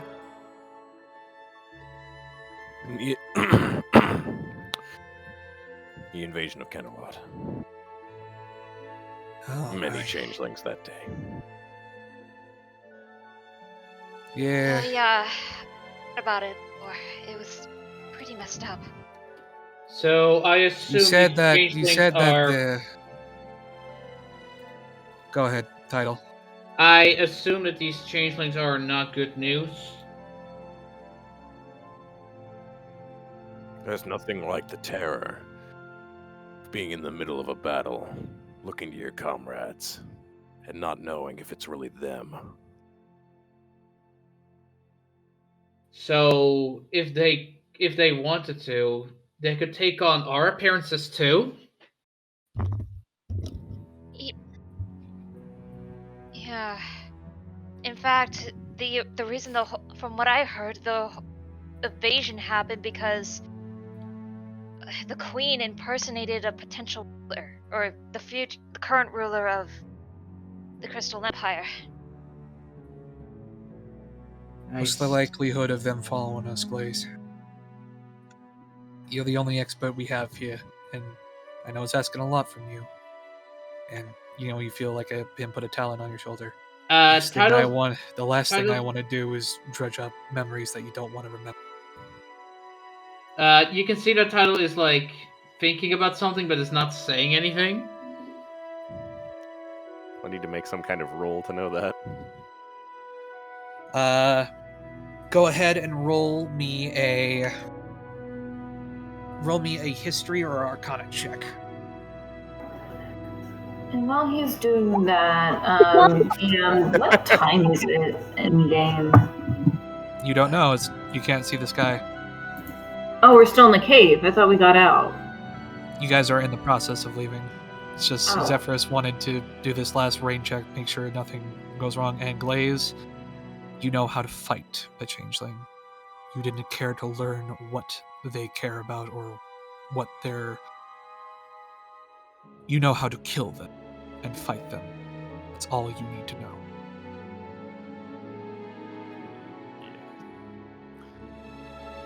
And here I was worrying about dragons. I knew I should have stayed in the town. That is another thing. The town must know about this entrance. No one else can wander down here. They probably do, if I'm going to be honest with you. This is kind of a big place to not see. But let's hope that if they do come after us, Azure, and by extension somehow Oceanfish will let us know. And if that does happen, and we see two of each other,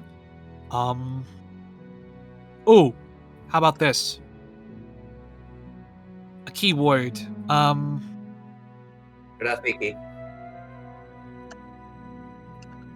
How about a keyword being...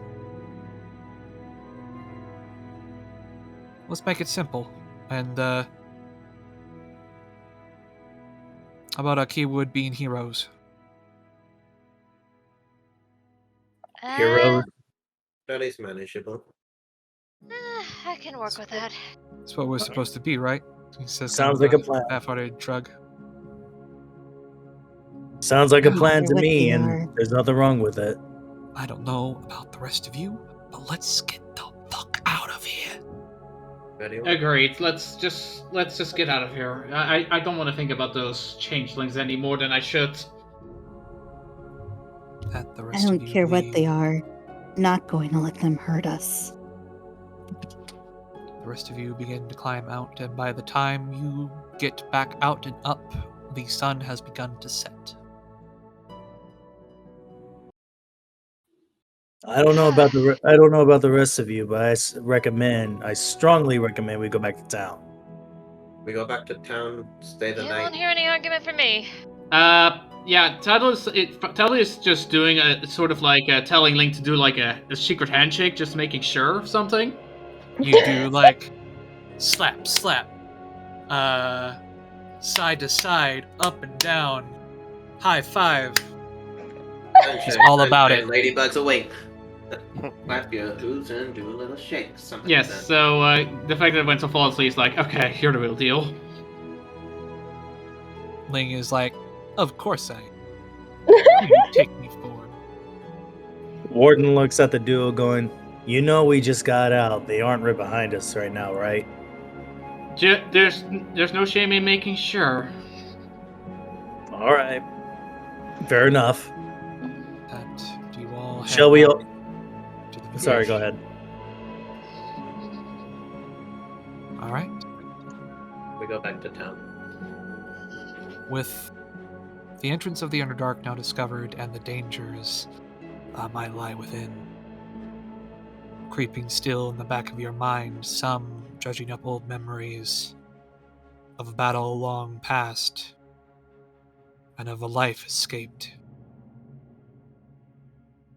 Death in the air, the sweet smell of necrosis hanging from the cliffsides.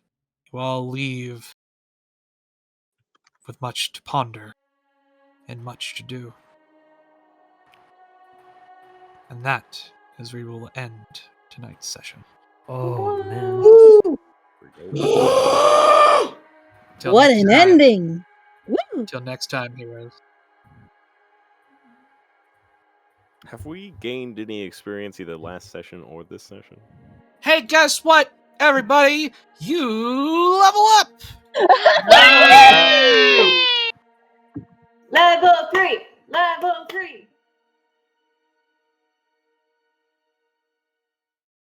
Hey there, it's me, the editor Melody. Magic Stealth Guy, whatever you want to call me. I just wanted to pop in and say thank you for watching this episode. I worked really hard on editing it with a lot of struggle, but by the end of it I did manage to find a pretty streamlined workflow. And yeah, it's unscripted, a bit messy. Just want to say thanks for watching. Hope to see you around for the next one. Bye.